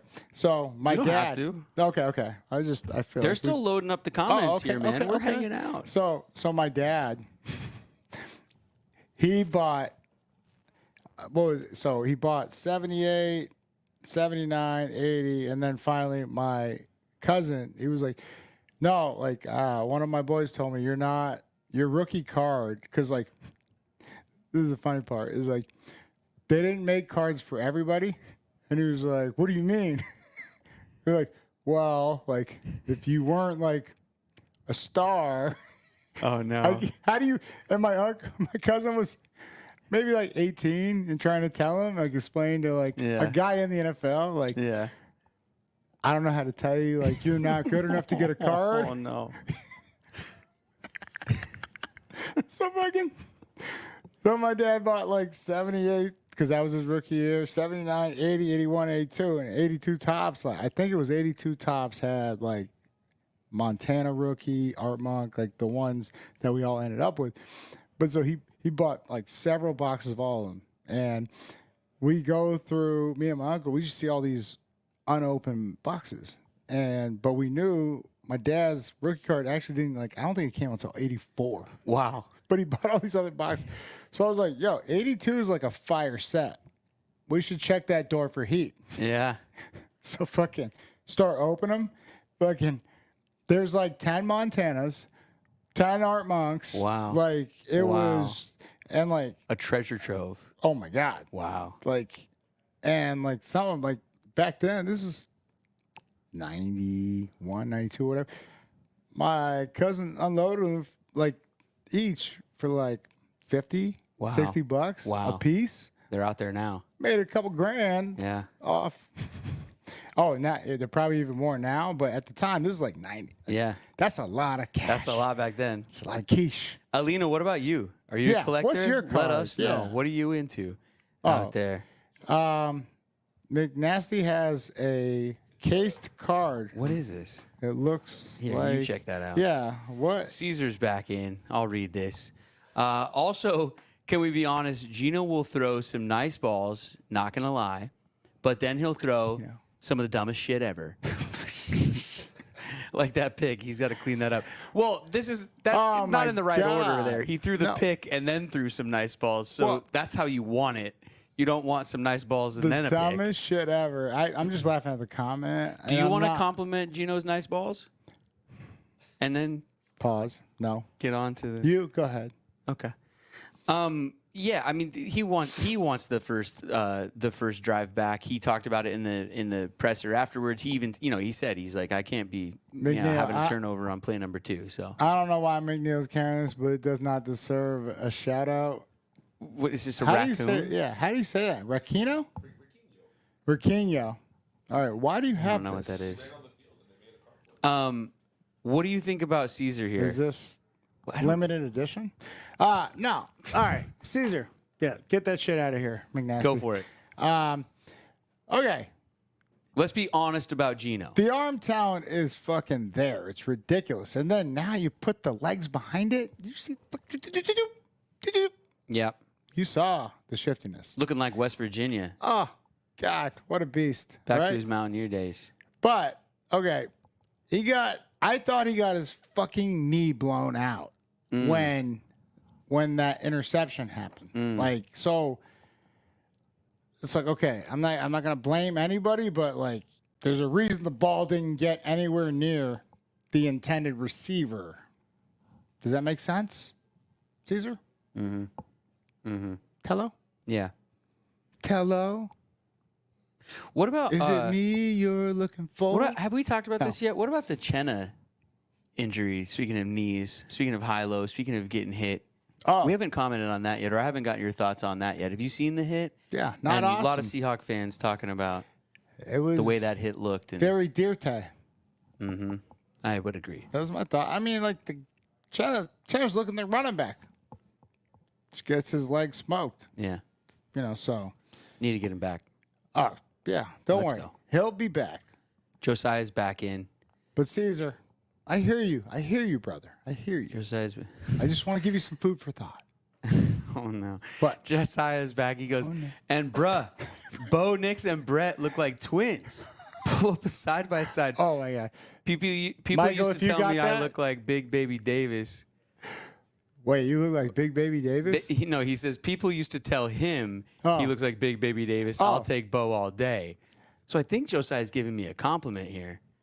But either way, Well, I'll take Bo all day. I think it means he'll take Bo over you. oh, okay, right. Okay, he's got the okay, that spiky one, hair. that one, yeah, he's got some decent flow. He's got the blonde, spiky hair working. It's not that impressive. I'll take it. No, partner. I got this fight. Oh, okay, You good. Sit back. Tell Josiah no what's chance. up. Josiah, are you serious? But you know what? This is what we could do for the next podcast or live, the side by side. I want to have my long hair, especially. I got Johnny Damon a lot, and I never saw it until I saw that we both looked like the Geico caveman. And we just got strong features, high cheekbones, That's funny. like big jaws, like just. I see it now, Johnny Damon. John. It's dumb. I'm telling you. Oh, there we go. All right, maybe this. You one, guys be the judge. Maybe this one on the right. Yeah. I don't see anything. You see anything else? I don't know. Well, like so, when someone tells you look like somebody, then you take a look and you're just kind of like, maybe. And then I used to I can get. see some of the here. I'm trying to. Get I used to get the wrestler Maven. Can you pull up Maven? Maven. I used to get this one, but wait, when you pull up Johnny Damon after, so I don't see it. I mean, that obviously, picture right there. Yeah, the body. Yeah, for Yeah. sure. Dude's just fucking ripped. No, I meant, Oh, you mean the talking about face? the facial features in the. yeah. Yeah. You see? I don't see it. What? Not there, not in that picture. Oh, thank you. The problem but thank is, God you didn't see it in this that is picture. the problem. People say, "Oh, you look like so and so," whatever. You got to pull up the right picture. That's the problem.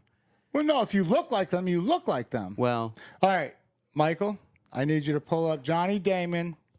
And, dude, I'm telling you, like, I can't even deny it anymore. When I had long hair, you're going to be like, holy shit, that's Lofa. All right, this one right here. here with the beard. Yeah, that one. Go ahead. Look at All right. I was like, you know what? I see it. You know what? That's just a handsome gentleman, and I respect it. I don't know if they can see what we're looking at yet, but Well, Mike's got at us. it. Yeah, Mike's got us. He'll cue it up. real time, man. But, yeah. You and Johnny Damon. Yeah. I feel like Johnny Damon's a dope dude. And I would like I to bet hang he out. is. Yeah. Yeah. Right? I used to get free drinks There in you go. Boston. I used to get free drinks in Boston because they thought I was Johnny Damon. I was like, you're goddamn right, I'm Johnny Damon. Really? Yeah. I would sign autographs, Johnny Damon. And sorry, Johnny. I was a broke college kid. My dad and Mike Holmgren look similar. No way. And my dad, people would yell back in the day, like at him, on the on the streets here or on the sidewalk, whatever. Hey, coach. How tall is your dad? He's pretty tall, a lot taller than I am. He's over 6 feet. Well, Holmgren's well over 6 feet. Oh yeah, he's a big dude. Yeah. He's a tall dude. Yeah, it's the stash. It was the dad stash. All right. Yeah, he had a similar stash to. Did you get called anybody else? Did you get called anybody else? I don't remember offhand. Love with long hair looked like Corey Matthews, Latina teacher from Boy Meets World. I don't even know who the a fuck good that eye. is, Josiah. I know what he's But talking I about. believe, you know, Yeah. that's your acting buddy. You mean probably. like the- you the- probably even know the guy's name. Ben Savage played Corey Matthews. Oh shit! I've met What's Ben a his couple teacher's times. name? What's his Latino teacher's name? I don't remember, but I think he's referring to like the cool teacher towards the end with the leather jacket, Who's the principal? Mr. Feeney. Mr. Feeney. What a dope dude. Yeah, he was also the voice of Kit on Knight Rider. Really? Mm-hmm. Whoa. There you go. Never knew it. Yeah. Alina Alina. jumping back in here. That's fucked up, Josiah. Just want to put that out in the universe that I love you, but that's fucked up. Look at the viewers, by the way, still going strong here. Week 1. Shout out to you guys. Love Thanks you for guys. being here. Thanks for filling up the chat. Alina, what do you think of the Steelers' Cameron Johnson getting injured? So the kicker had to replace him. Kind of want to make sure that the special teams practice all types of kicks just in case, right? Oh, I didn't see this happen. No, I mean, McNasty, maybe can you look provide at some Alina context with here for us? breaking news. But I will say this: who cares? What do you mean, about kickers or? Yeah, that was kind of my sentiment. Is that what you're saying? No, but okay. Alina, I spoke to this. I think it was the last time. Why wouldn't you put a corner that just, got strong toenail or safety? Put them a kicker. You got the better tackler out there. You don't want a kicker out there making a tackle, right? Like if that has to happen, we fucked up. I used to try to, in Madden, make my kicker the punter and the punter the kicker and have it be just one position. Well- but even the video game wouldn't let you do it. Well, I told you this is where I'm worried about our kickers getting phased out. McNasty looks like he wants to say something. Oh, just saying he got ran into. Oh. Quote, serious knee injury. Okay. The Okay. kicker got Oh, the punter. ran into. Okay. It's unfortunate. Do I don't- kickers know how to punt and do punters know how to kick? I mean, come, bro, it's not that. It's a foot, right? Right. It's just, you're putting the foot to the fucking ball. Okay. So I don't know. I honestly, I don't fucking know. But I feel like Johnny Ryan could have done anything. And I saw him today.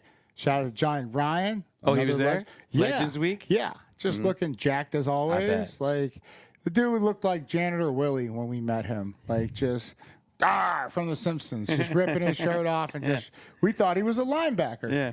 And we're like, oh, whose job is he here to take? And they're like, oh, he's just punting. And I was He's like, punting. thank God. He's punting and sometimes throwing with the wrong hand. Yeah, maybe, but it's a touchdown. Yeah, dude. Guy's throwing percentage. Absolute insane, legend. right? Oh, Absolute legend. the inventor of the no-look pass.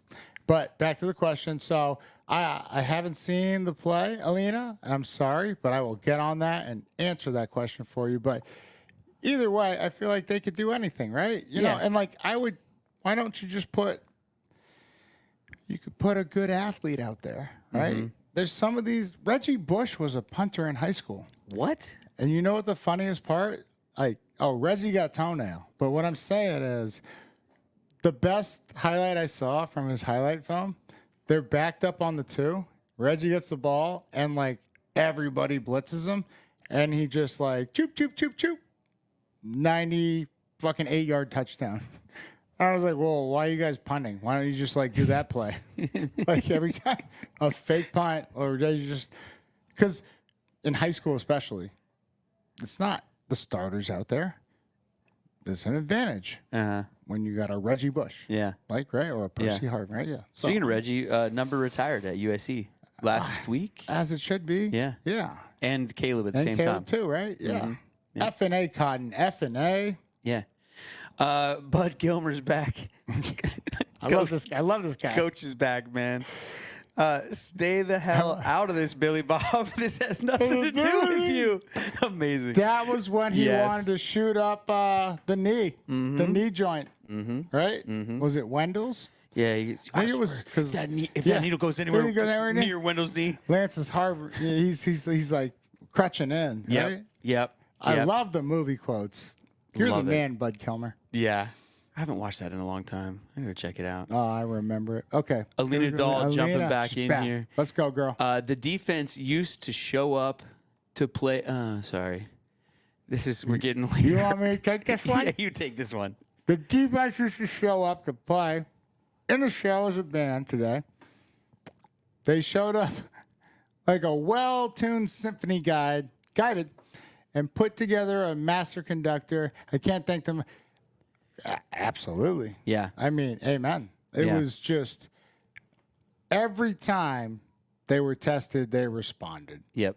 And to only give up 20, like in our profession, if you give up 17 or less, that is success. Okay. Right? Regardless of what happens, 17 or less, the offense, which is also paid to play this game, should give us more than 17. Right. So I'm just saying, yeah, she's spot on with this. They were tested over and over, and even 4 of the points were not theirs. Yeah. Right? But it goes down on the stat sheet as theirs. How about Byron Murphy? Did you notice anything with him today? Not particularly. He didn't just really like jump out at me. There wasn't a big play where like, damn, like, but it's there. Trust me. Yeah. And I mean, I don't know. I think back to like, well, I wasn't a fucking first rounder, but there was a lot of pressure put on me as the starter named day one, and we went down to Jacksonville, and you guys were not happy. I'm sorry, 12s. You guys dropped. You dropped the first game. Just, thanks for reminding me. I'm just trying to remember myself. I was getting there. Yeah. What happened in that game? I'm trying to remember. Oh my God! Who cares? With friends like this, who needs enemies? Okay, what I'm saying is, I think I had like 6 or 7 tackles, maybe 5. Yeah. I don't know, but I was only playing first and second down. I was playing special teams. It was hot as shit. That's no excuse, but like, that was kind of the real welcome to the NFL moment. Was like, I was like, yo, they keep talking about this dude, Fred Taylor, who was the best running back I ever played. I will say that. I have faced Hall of Famers. Fred Taylor is a Hall of Famer.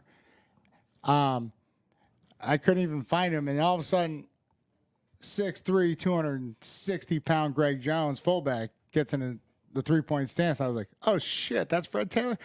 I was like, he looked a lot smaller on film. Oh, no. Fucking long day, buddy. Yeah. Not just with that heat, but with the savages we had to face. And so Murph will find his time and, plant his flag and just show you why we took him so early.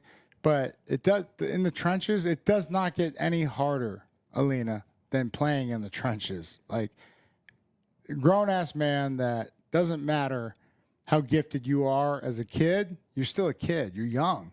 And I'm promise it'll happen. And like I think probably 5-6 games in, he'll find his comfortability, his flow, and like then you're just like, thank God we drafted that guy. Yeah. Stone Feet Forsyth. He's back. Anthony Flagford is back.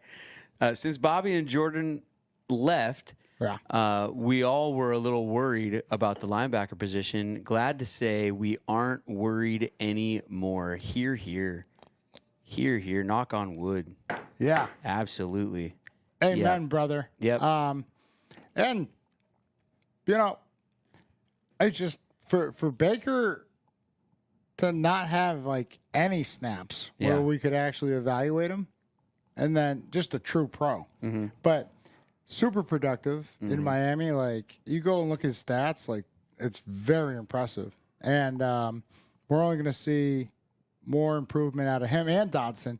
But I've just been very impressed with Dodson because, like, he's had limited snaps in this league as a starter, but he looks to be one of those leader types, one of the guys that just cares very much, and it's evident with his play style.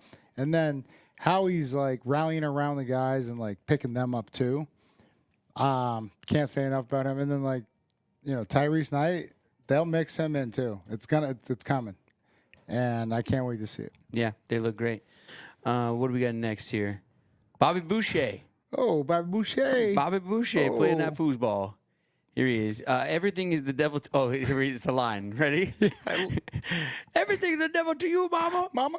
Yes. Well, I like school, and I like football, and I'm going to keep doing them both because they make me feel good. Oh. I love Vicky Valacoda. Vicky Valacoda loves me. Bobby, did they ever get that? Did they ever get that gorilla that escaped the zoo and beat you up? No, Mama. The search continues. I love you, Bobby Boucher. Yes. I'm sorry, ladies and gentlemen. You'll find I will answer every single question you ever have. But, like, if you've got a movie quote? quotes, they really hit my heart. And this guy is a Hollywood actor. It'll really bump you to the front of the line. That is for sure. No, Mama, the search continues. I just can't believe the search. we have Bobby Boucher watching. That's an honor. Yeah. Right? Oh, and is he back with another? There it is. And I like Vicky. And she likes me back. And I showed her, and she showed me her features, and I like them too. That's not the actual line. It's a power bomb. Compliments of Captain Thano. Wait. Can we talk about your boy? And, like, you load up the next question. Now I'm trying to blank. That's fucked up. That's my bad. Whoa. What was the fucking Wolverine, Deadpool? Ryan Reynolds? Yes. Yeah. And Hugh Jackman. Who was the other guy? What? In the movie that they just released. He goes, "Ooh, I'm about to make a name for myself." Y'all make sure everyone hears about today. He was doing a Bobby Boucher? No, he was supposed to have a Cajun accent. Oh, I see. Right? Yeah. Damn, this is why I wish producer Was Katie. this Channing Tatum as Yes. Gambit? As Gambit. Oh, wow. You don't remember it? I didn't even see the movie. I just saw the all I ever headlines. see is the meme of him. He's like, "Ooh, I'm about to make a name for myself." Y'all just remember everyone talked about look. Everyone, it's the look at the everyone end. talked about today. Wow. Okay. Austin's back. Hey, absolutely. I will do that for you. You let me know. Austin Clare says, Lofa, can you sign my son's onesie jersey? Yeah. Onesie jersey. It's probably my game worn jersey. That's how, small of a linebacker I am. Yeah. That's awesome. I will do that for you. Hell yeah. Wait, Austin, not only would I do that for you, but yes, coach, I'll do that for you. Josiah. Oh, he's back. I hear you about the picks, Lofa. However, here we go. Now, this is when it's going to get fun. Is when we're actually going back and forth now. You know what I'm saying? Give me some more We heat. answered. Now he's coming back. I hear you about the picks. However, you, all caps, got 3 picks alone in Philly, and you're a linebacker. One of my favorite games, by the way, ever. Well, thank you, Josiah. Shaka. Yeah. Yeah, man. So what about it? I mean, they couldn't get 3 picks today. You got 3 picks by yourself. Well, I mean, I got great hands, Josiah. Like, I don't know what to tell you. But I'll work with them, put them on the jugs machine, make shit happen. But, yeah, no, I'm not going to act like I wasn't out of my mind, like, delusional. This is one of those flow state games people talk about. Yeah, we talked about it, I think, on maybe the last episode or one of the lives, but that was your flu game. Yeah. Speaking of Jordan. would never put my name up there with Michael Jordan. But it only happens because I had the flu.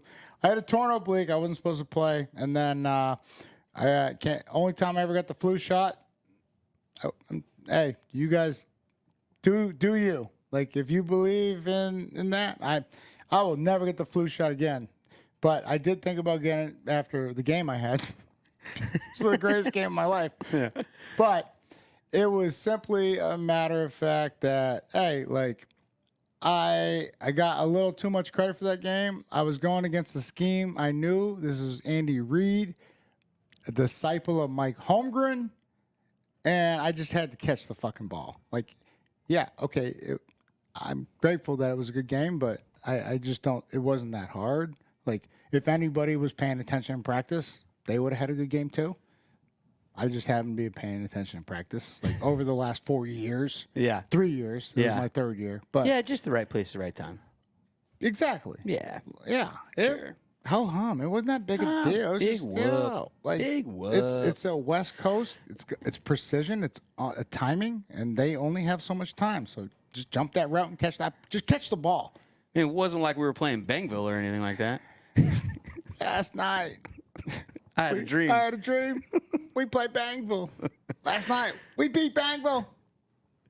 But then I'm waiting for Bud Kelmer to give us some appreciation for that. Board Skyler, if there was one player you could extend right now. Ooh, this is a good question. And then he says, huge fan of the pod. Yeah. Always a perfect wind down with you two. And then throws in the whiskey glass or just some sort of spirit there, which we are fans of. Cheers, brother.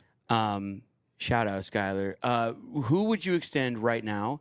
There's going to be a lot of those guys, hopefully, by the end of the season. And some guys putting up big seasons in seasons where they would like to be getting that next deal. So put on your GM hat for a minute. Okay. Who are you extending right now? This is my GM hat. Perfect. You're going to have to make that a thing now. Just put my thinking cap on. Okay, now it's much more clear. Okay, it's after week one. The visor's not in the way. Spoon. Like, and I don't even know if we can extend him because he was a first rounder and we still do have a 5th-year option on him. But, like, my God, this kid, he comes up in the run game, physical, his athleticism, everything, and just, like, absolute savage. So, yeah, if I could extend his contract early, because it's only going to cost more, because he's only going to make more All-Pros and Pro Bowls. Had a chance at 2. Josiah, shout out to you. It was a chance, an opportunity. I would not say it was really favorable that he come down. It was more instinctual that he had that chance. A lot of other guys don't even see that ball. It's just like, oh, what was that? That was the football.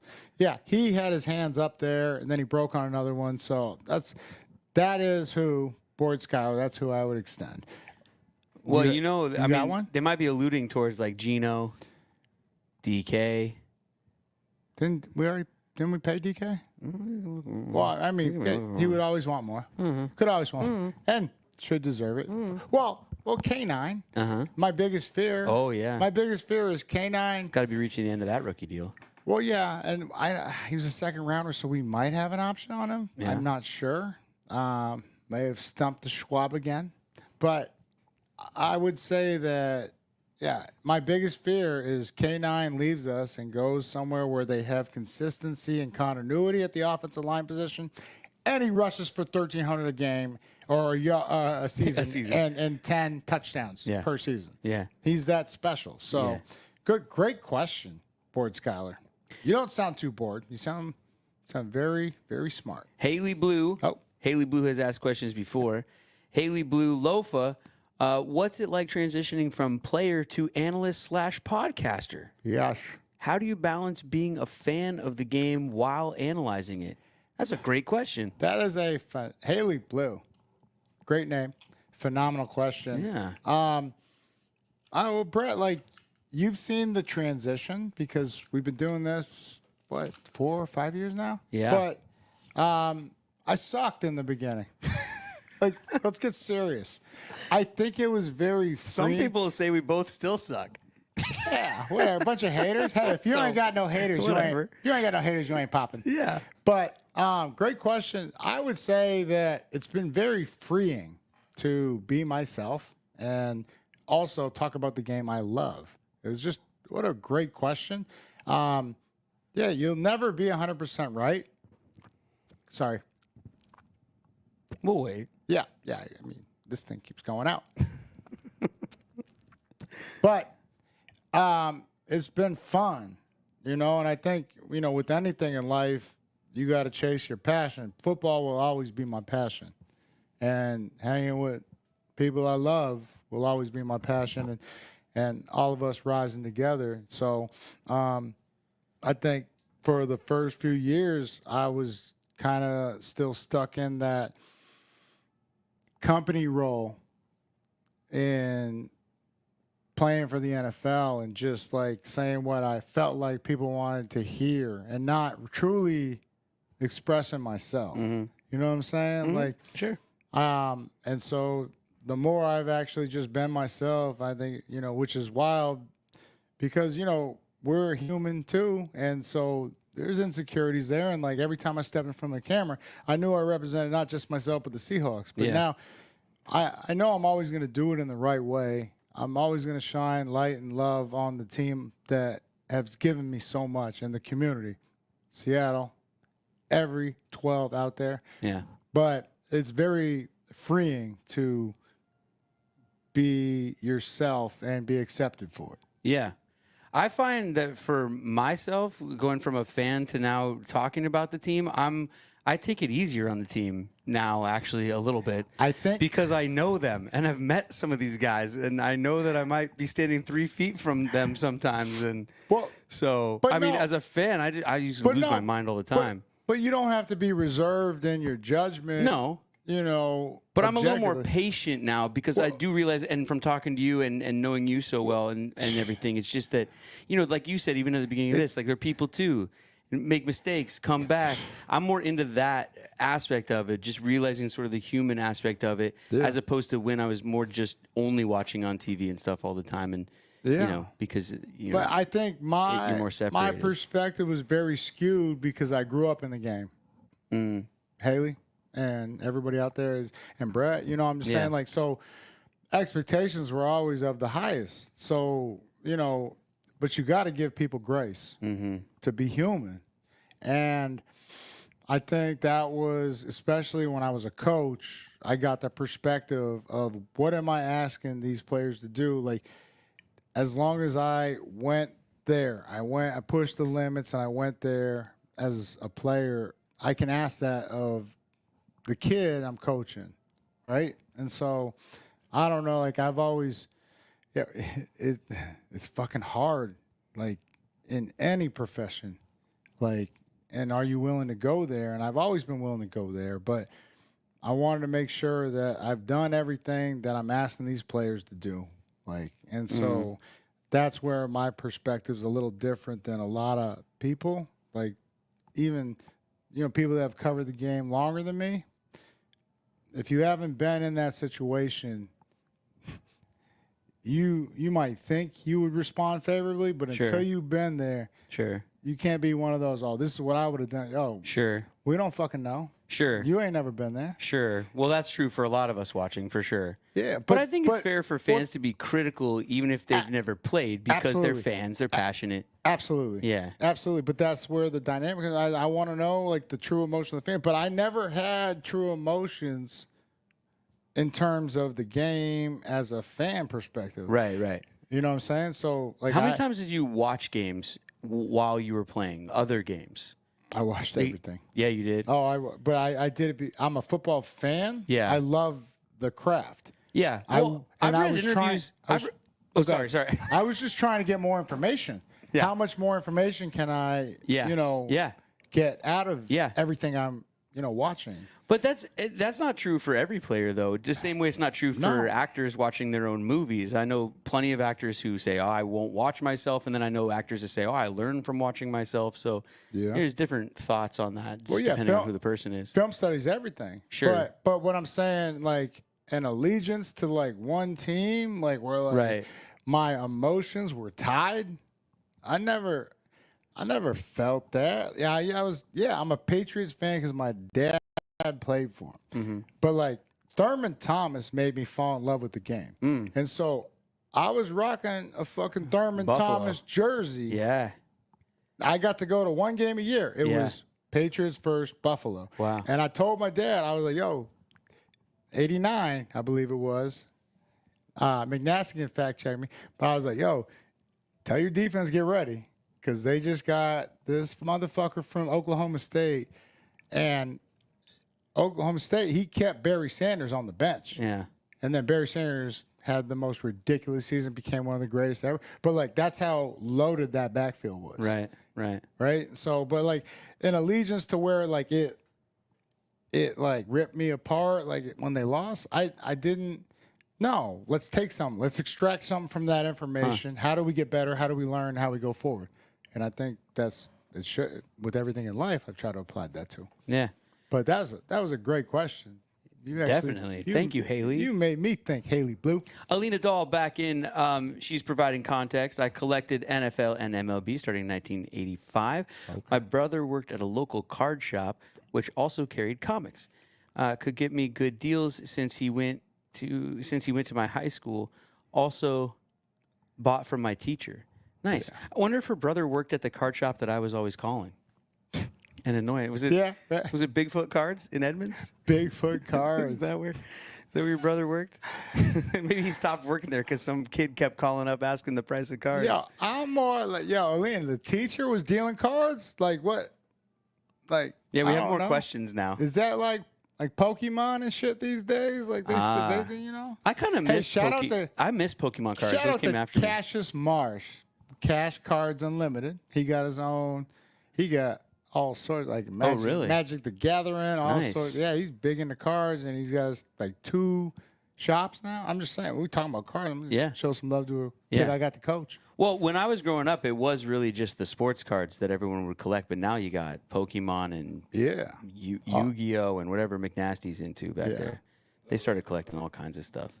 I was a Pog guy, man. We were still playing Pogs in elementary Never school. played Pog in my life. What? Sound kind of soft. Dude. I'm just saying. No, you got to get your slammers going. Come on now.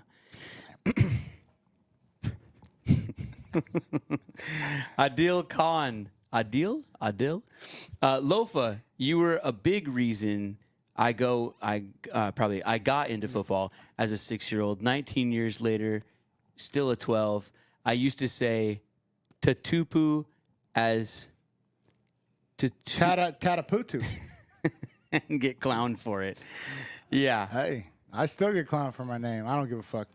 I want to say I appreciate you, brother. And these kind of comments mean the world to me. And I'm grateful and honored that I helped grow your love of the sport and the team that I love. Mm-hmm. So thank you, brother. And I'm sorry you got clowned. Should have just hit them harder. I mean, that's what I would have done. Yeah. The Snail. Marcus Trufant should be in the HOF. That stands for Hall of Fame. GOAT. That's a GOAT. The GOAT. Okay. Yeah. Marcus Trufant should be in the Hall of Fame. GOAT. I don't know if the numbers are there. He's in my Hall of Fame. That is one of the best teammates I ever had. Yeah, we would have to check those numbers. The Hall of Fame, do you know how fucking hard it is in the Hall of Fame? Like, I'm just saying, it's the best of the fucking best. Mm-hmm. And true, I'll say this much, best feet I ever seen, backpedaling, cutting on a dime. That's the shit I see with Witherspoon. Like, he just that calculated, dynamic, and explosive. So, but yeah, so much goes into Hall of Fame, and the True got like 1 or 2 Pro Bowls and All Pro. Can we look it up? Yeah, please look it up. I'll look it up. McNasty, do something. oh, your battery died. Come on, bro. Come on, dude. You need an external battery. Come on. They're scrolling These on are Instagram. game days, man. Yeah. Come on, you got to be ready. All right. You know what? You're fired. Get out of here. No. Oh no. But yeah, it's hard. Like Steve Hutchinson, man, 7 Pro Bowls. Yeah, and like we should really start tracking like pancake blocks because like to give O linemen a real stat that like we can like value them off of. But he should have been in there. I don't know if he was first ballot. He should have been there earlier. That's all I'm saying. What stats do you want? How True? many Pro Bowls All Pro? Oh, okay. Keep going. I think I think it should be like Doesn't little list it here. asterisk. It should be a little asterisk. Is there an asterisk by any of those years? Go up. Oh, yeah. I know he had one. 2007. Yeah, 7. Yeah, we went to the Pro Bowl. Pro yeah. Bowl. And I thought he went All Pro too. Didn't he have like 5 or 6 interceptions? How many interceptions? In 2007. 7. Yeah, he had like. 7. Oh, look, yeah, it's 7. 7 picks. Yeah. That's nice. Yeah. But it's if you only got, I feel like the benchmark, even like Hutch at 7 Pro Bowls, and he had several All Pros. He had to wait, so it's just going to be tough. I would never say never, and I think the world of True, son of Washington, like beast. But we'll see. Thank you for the comment, though, the snail. Thanks for hanging out tonight. Appreciate you guys. Alina Dahl jumping back in. Brett, you should know who said this. That's a hint. Just remember that football is 80% mental and 40% physical. That's an easy one, Alina. That's the Little Giants. Who said That's it? Steve Ettman. Oh, I'm proud of you. National champion. I'm proud of you. From the University of Washington. I'm proud of you. And then What? Number 1 overall, number 2. What was that draft? I don't know. He went to Indy. Yeah, man. Yeah. But hell of a Savage. Performance in the Little Giants movie. Though. Great call, Alina. Yeah, good job. Bud Kelmer, he's back. You want to take it? But no, I don't. This is a good it one. starts off with your daddy. Well, it's another line from the movie, though. Coach Bud Kilmer, your daddy. And then he says, not Lofa's, of course. Lofa. But this is Bud Kilmer talking again. Your daddy? Here, I'll take this one. Okay, go ahead. Now you know it. Now you got it. Yeah. Now that I read it all the way through, Right. holy shit. Bud Kilmer, I love you. Your daddy was a no-talent pussy, but at least he listened. Oh, my God, Bud Kilmer. I wonder how many of those lines were improvised. I don't know. I just want to hang out with Bud Kilmer. And I will quote this movie all day long with you. Jonathan Moxley, just one man. Yeah, wait. Just one man. What is it? Gosh. Like, didn't he say gosh? He says, gosh. Yeah. Alina Dahl, again. What's up? DJ Sports DJ Card. Sports Cards, Yeah. owned by Don Joss in Renton Highlands, graduate of Hazen in 89. Donnie J. When I was a freshman, my 6th grade teacher would get me a whole box of cards at a time. Dang.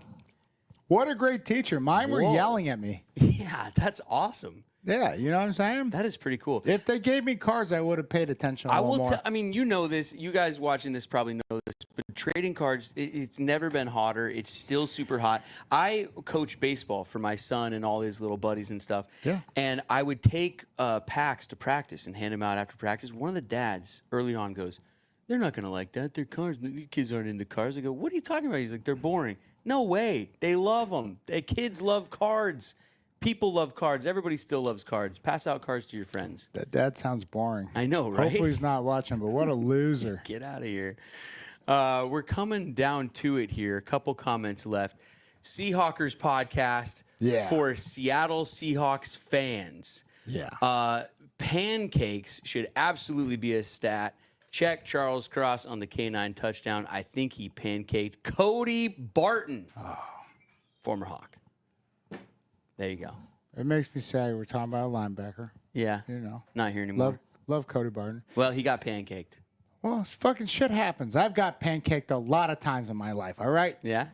But I still got up and You're I still kept here. Yeah, barely, but yeah. But I kept it trucking. Shout out to the Seahawkers. But yeah, it should be. They should have a metric to measure value. Is all I'm saying, and more so than I don't know pocket protection. It's like who's just smoking fools off the ball. Like you're gone. Right. Like Walter Jones. Right. Like whoever had to line up against Walter Jones was miserable. Miserable. Like, do you understand that task? No. Oh my God. No. They were just even one of my friends, Seahawk, Patrick Kearney, when he played for Atlanta, it was a Tough day sledding. Let's say that much. Yeah. And they interviewed him after. He's like, well, it was like wrestling with a grizzly bear for 3 hours. Jeez. That sounds brutal. Well, you used to go against him in practice, Walter? didn't you? Not as often as like Hutch, Tobeck, and Chris Gray. So I didn't see Locklear or Walter Jones as Oh, much. you just had to go against Hutch. Yeah, not awesome. Oh, I don't- Robbie Tobeck, Pro Bowl. I don't have to go against Walter Jones, but I Chris do have to Gray? go against Chris Gray. these other guys. Savage, absolute savage. Yeah. Like, it's just, yeah. I mean, it was, I was rethinking, like, am I actually ready for the NFL? Because I left early and I had one more year to play. And I was just like, holy shit. Like, I don't even know what Sean Alexander looks like because I haven't seen him. That's how much I'm getting my ass kicked by Hutch, Tobeck, Chris Gray. Yeah. You know what I'm saying? Yeah. Like, if anybody can, like, just show me a picture of what Sean looks like. I know he wears 37.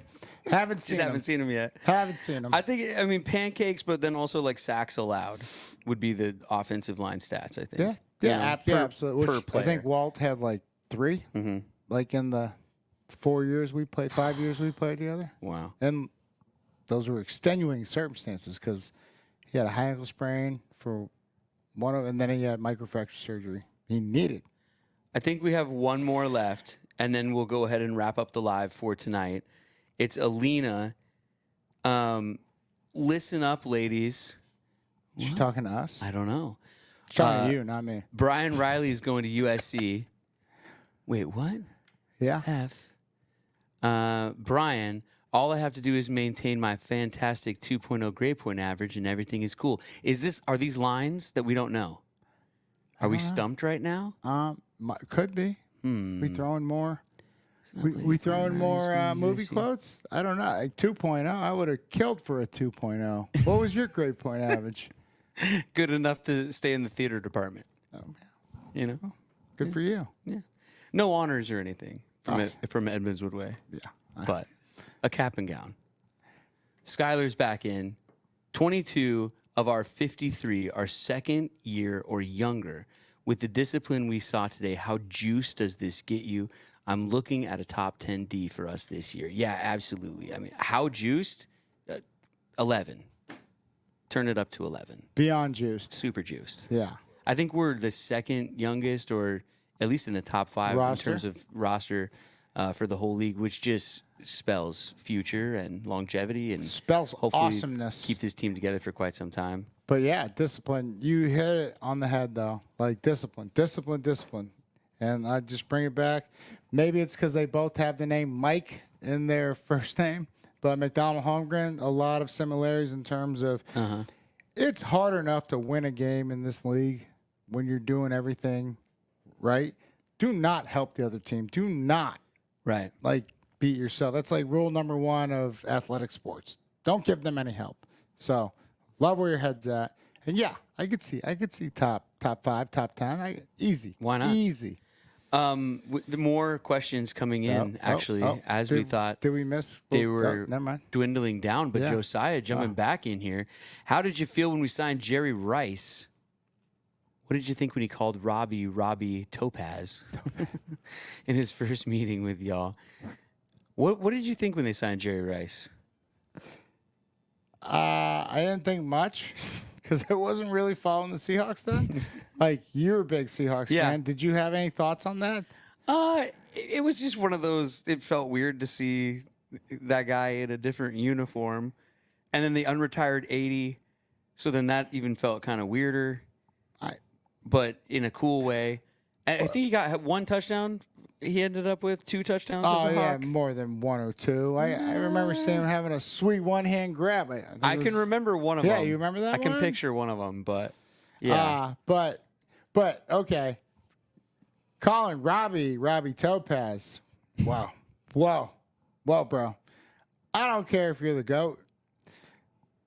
Robbie Tobeck is a GOAT in my eye because I had to battle this fucking guy, and he was no joke. So, not cool, man. Not cool. 3 receiving touchdowns as a Seahawk. Yeah, more than that. That's what I got. Was it just 1 year? Yeah. 3 receiving touchdowns. Okay. Well, That's a lot. That's a lot of touchdowns. 25 receptions, 362 yards, and 3 TDs as a Seahawk. What a beast. Though. 11 games played. At the age of like 41. Yeah, look at how many I years you got to live through. There is like, Yeah. it looks like a Rolodex over here. Just like, I'm 41 right now. He was 41 when he stopped playing, right? Let's see. He was 85 to 2004. Jesus. Man. Well, what's his? He was born in 62. Yeah, I can't do that math. 62 to 04. Quote from All the Right Moves, USC's low academic standards. You know what, Lena, I'm going to take personal offense to that. But what are we going to talk about? Our high athletic standards. That's how I'll counter. Oh, you have no answer to that? Also, because you're typing in. Oh, Chris Gray. Chris Gray. Oh, here's a Chris Gray mention. This is from Breed that shit, brother. Sarge Harris, 1984. Chris Gray holds the Seahawks franchise record for consecutive starts with 121 and is ninth for total games with 145. Great guard, totally underrated in the trenches. We couldn't agree more. Sarge, I salute you. Great stats. Because, holy shit, that guy was a monster and hell to deal with. And I think it was 2008 was his last year. He, like, messed his back up, like, bad. And, like, still practiced, like, for, like, 4 or 5 days. And then he was like, I should probably get this checked out. And they're like, yeah, your shit's fucked up. Like, your back's, like, broken. Oh, my God. That's how savage this guy is. And unbelievable. Like, and one of the greatest guys ever. Man, thank you for pointing that out. Yeah. And that Max Strong's got to have a record close to that, though, with. For games played. Oh, yeah, or consecutive starts. Well, but see, he doesn't get credit for starts if he doesn't play the first snap of the game. That's what's fucked up as a fullback. Yeah. Right? I noticed they announced three receivers when they did the starting lineups That's cute. today because no, what's that? 1 tight end, 3 receivers. Yeah. Yeah, that's messed up. But the game's changing. Flying Dutchman, favorite touchdown of the game for you two? Geno. I'm I'm going to take Geno. Well, like, which one? Oh, I'm going to go Geno Scramble. yeah, the scramble. Like, Super fun. he juked the dog shit out of somebody, right? And it's just like when everybody's just like, oh, and, they're piling They on. needed it. But he's making every single read. And then he's like, you know what? I'm just going to run this bitch 40 yards. Yeah. And then he just, touchdown. Like, and then dives for it. It's like, that was special, Yeah. right? Here it is again. Oh, yeah. Let's see it one more time. Look at, We watched this all year. Oh, nobody's open? Here it is. Here's the move. Oh, I'm open. Ha! yeah. Yeah. Drags the guy. He jukes the guy and drags the guy. You know what? I think he across the did goal that line. by design. He's like, you know what? I'm not going to jump.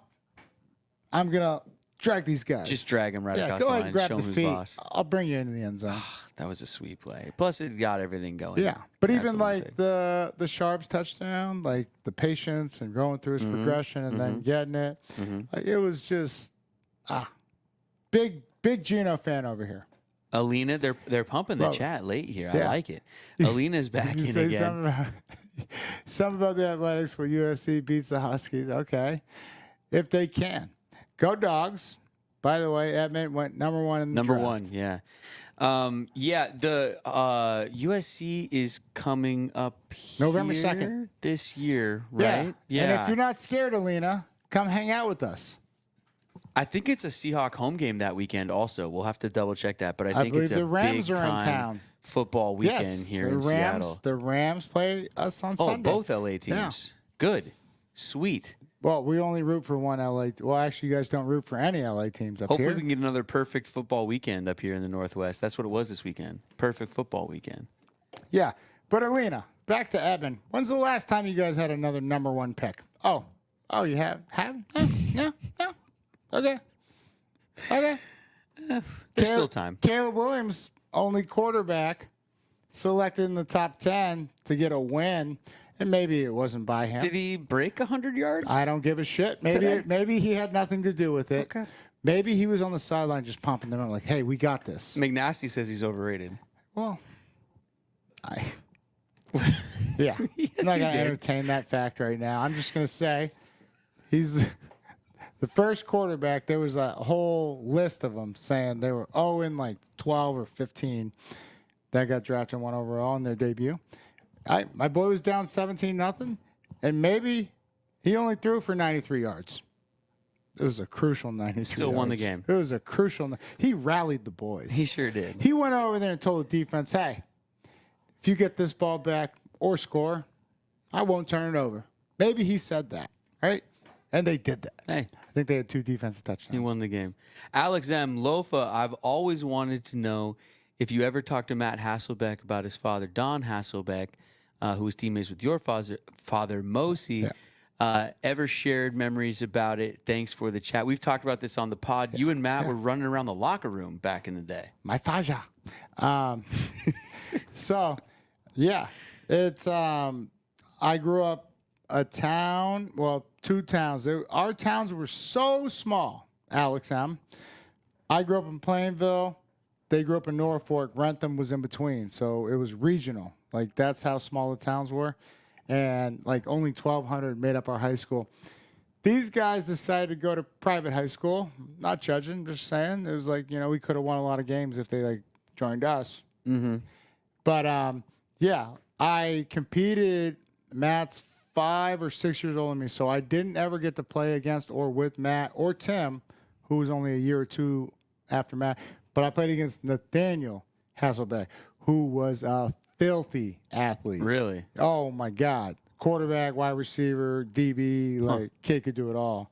And so that was the Hasselbeck that I competed with most. But, yeah, it was it's all love, and it's just wild, small world that 2 boys from the Tri-Town area, that's what we called it. That's how small the towns were. It was the Tri-Town, right? That made it one town.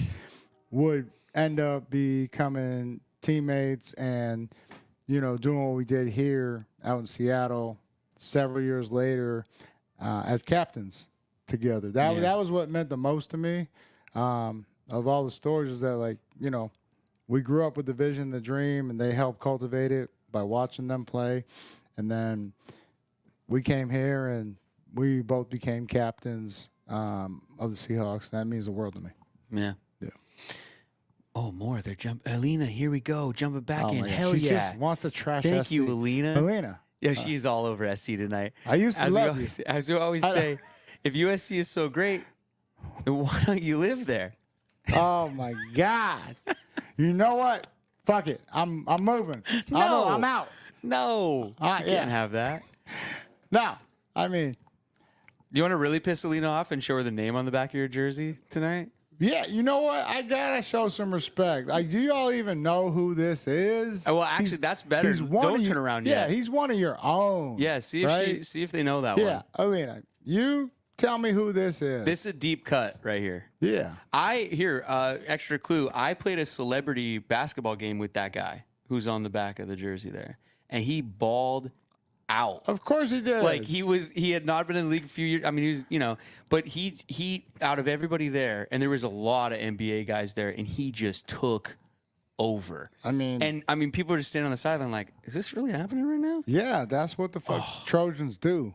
All right? Never realized. All right, brah. Mm-hmm. So We'll see if she has a guess. we'll see. This is Sarge Yeah. Harris again, 1994. Shit, didn't know Yeah. about that Chris Gray injury. Loved that guy. Love That's the super Max Strong crappy. love. I loved Max Strong. Love Hawks since early in my life. I mean, Max Strong, just beast of all beasts. One of my favorites. I'm pretty positive my generation is done with Ring of Honor. I pray the only one left is Max Strong. Right? 14 years, one organization, undrafted, in a day and age when fullback was becoming less useful. They're like, oh, well, we can just get a tight end and make him lead block. And which, no, it's not the case. They got to be special. Max Strong just was still bringing the pain Yeah. every time. I mean, He should be in the name Hall of Fame, what a too. great name. Yeah. Yeah. For the position he played, for the sport that he played, He should be in a Key and Peele skit.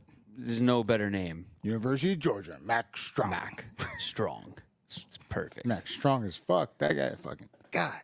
My body still tenses up just thinking about him. Ooh, Skyler, a little bit of memory lane. These are my favorite questions. Okay. What was your honest reaction being drafted to Seattle? I was just happy I got drafted. I'm not gonna lie. I was grateful. But, what Jack Where Wright, were you? Where were you? I was down in Oceanside, California. One of my dad's teammates from USC, Lena, don't hate. He said, "Hey, like, I know your boy's getting drafted. Like, if you want to have a, party here, like, Yeah. I got a house right on the beach. Like, this and that. Bring everybody down." And my dad was like, "We got a lot of people." And so he was like, "I don't care." He took his family and then went to one of their other residents. He's like, "This is all you." And like, dude, people were sleeping on the floor, like on the Fun. beach. I had some cousins, they were just like, "I'm just gonna sleep out here on the fucking beach." Hell yeah. Yeah, so but it was just like probably 60, 70 of us. And so my dad was like, "Are you sure you want to have the party?" It was only 2 days. "You sure you want to have the party on the first day?" And I was like, looking at my dad like, "Yo, what the fuck?" Man, like, yeah, I'm going in the top 3 rounds. But I was just like, "Yo, you serious?" Like, and He's like, yeah, bitch. I fucking love yeah. So then I was like, "Yeah, I'm going first day, man." And I told everybody, "I'm going first day. I don't care if it's first, second, or third round. I don't care. Like, someone's gonna see my tape and recognize that I can play." So everybody's there. We're partying, and Uncle Jack Wright. Shout out to Jack Wright. He was one of my dad's teammates and childhood friends. He was like, he's smoking a cigar. He's like, "I heard Seattle, second round." And I was like, Oh, shit. "That's the only fucking team I haven't talked to." So you want to talk about playing their cards close to the vest? Wow. Seattle wasn't tipping any hands. Wow. So, I mean, I had Tampa calling me, Cincinnati, and then all of a sudden, and the worst part was I had no cell reception. So I think it was just kind of like in my nature or, stars aligning. I just like to see things come to fruition. It popped up on the fucking bottom line. Doo-doo-doo. Wow. Doo-doo-doo. Trade. The pick is in. The pick is in, Yeah. and they hadn't even talked to me. Most people get the call, they're crying. Yeah. I don't know. Maybe I would have been crying, but I don't think I would have. But it happened so just organically and just like matter of fact. Like the bottom line pick comes in, Seattle trades, they pick the Tupu, drinks, food, fucking everything went flying. Yeah. And that's the memory that will be etched in my, forever. Yeah. In my skull. And I'm just like forever grateful. When did you get on the phone with him? Like 20 minutes after. Like my mom, she was like, "Yo, like, were you supposed to like know about this?" I Yeah. was like, "I think so." She calls my boy Fletcher, my agent. She's like, "Yo, what's going on?" And he's like, "We've been trying to get a hold of you for like 30 minutes." And so that was the whole, like, when I finally talked to Mike Holmgren, which was an awkward introduction. He was like, "They told me you were smart." I was like, "I am smart." He's like, "You didn't check for cell reception?" I was like, "All right, you got me there, coach." I promise it won't happen again. Yeah. But yeah, it was that I was just grateful to be picked, but I never had a vision of like where I go or what. I just knew whoever picks me, I will give them everything I have. And but so I was, and now I will always be forever grateful, Skyler, for being drafted by the Seahawks. Being drafted is just an honor in general, but Yeah. you know, Us too, man. Forever grateful. thank you, brother. Yeah, bro. Bitch. What a great call. That was so fucking good. Wyatt, Lofa. Yes. I've got the coolest Lofa Auto Sports card. So Prove it. he has an autographed one, I believe, already. Yeah. I don't believe you. Wyatt. We'll have to see that at some point. Yeah. What are we talking about, Willis? Yeah, submit it in the chat. Oh, you can find one? Okay. No, Wyatt. Well, thank you. Good looking out, man. I appreciate you. Thank you. Thank you all for watching tonight. This has been awesome. We'll be here all season long, going live after every single Seahawks game, whether it's home or away. Shout out to our sponsors, Delta Yeah. Airlines. Do I still have eyelashes? Eyelashes. On yeah. my right oh, side? did you? Okay. Oh, I'm gonna have to look this back. I don't know. That was heat. Oh no. Yeah, you're doing all right. You smell any burning hair or anything? No, I just can't see. Shout out to Delta. Sign up for 12 Status, everybody. Go I'm to sorry, 12status.com and sign up for it. If you're a Washington State resident and you are not signed up for Delta's 12 Status, what are you doing with your life? You get 1 Delta mile for every yard the Seahawks throw for this season. Doesn't matter if Geno throws it or if K9 winds up and throws one down the field. If it's completed, you get a mile for every yard with 12 Status. Also, shout out to Simply Seattle, the best apparel company here in Seattle. This hat, you can grab that there if you would like. SimplySeattle.com. Let them know that we sent you. And then also Epic Seats. Whether you're buying or selling seats, do it with EpicSeats.com. Local Seattle company doing it and doing it well. Mention us, and they will also give you something over there. And a big shout out to them. They support us, so we appreciate you supporting our sponsors. And then lastly, but definitely not lastly, just thank you to all of you for tuning in tonight and spending your time with us. Time is valuable. It's important. I think we as fathers definitely understand that. And so you guys could be spending your time anywhere, and we're thankful that you spent it with us. So appreciate you guys. And also, Alina, SC is 2-0, by the way. And this is a Brian Scalabrine, Washington's own. Perhaps you've heard of him. Maybe you've heard of him. Legend. Yep. Yeah. That's it for us, though. We'll see you guys. Next time. Yeah, love you guys. Thanks Love so you guys. much. Bye. We're out. Appreciate you.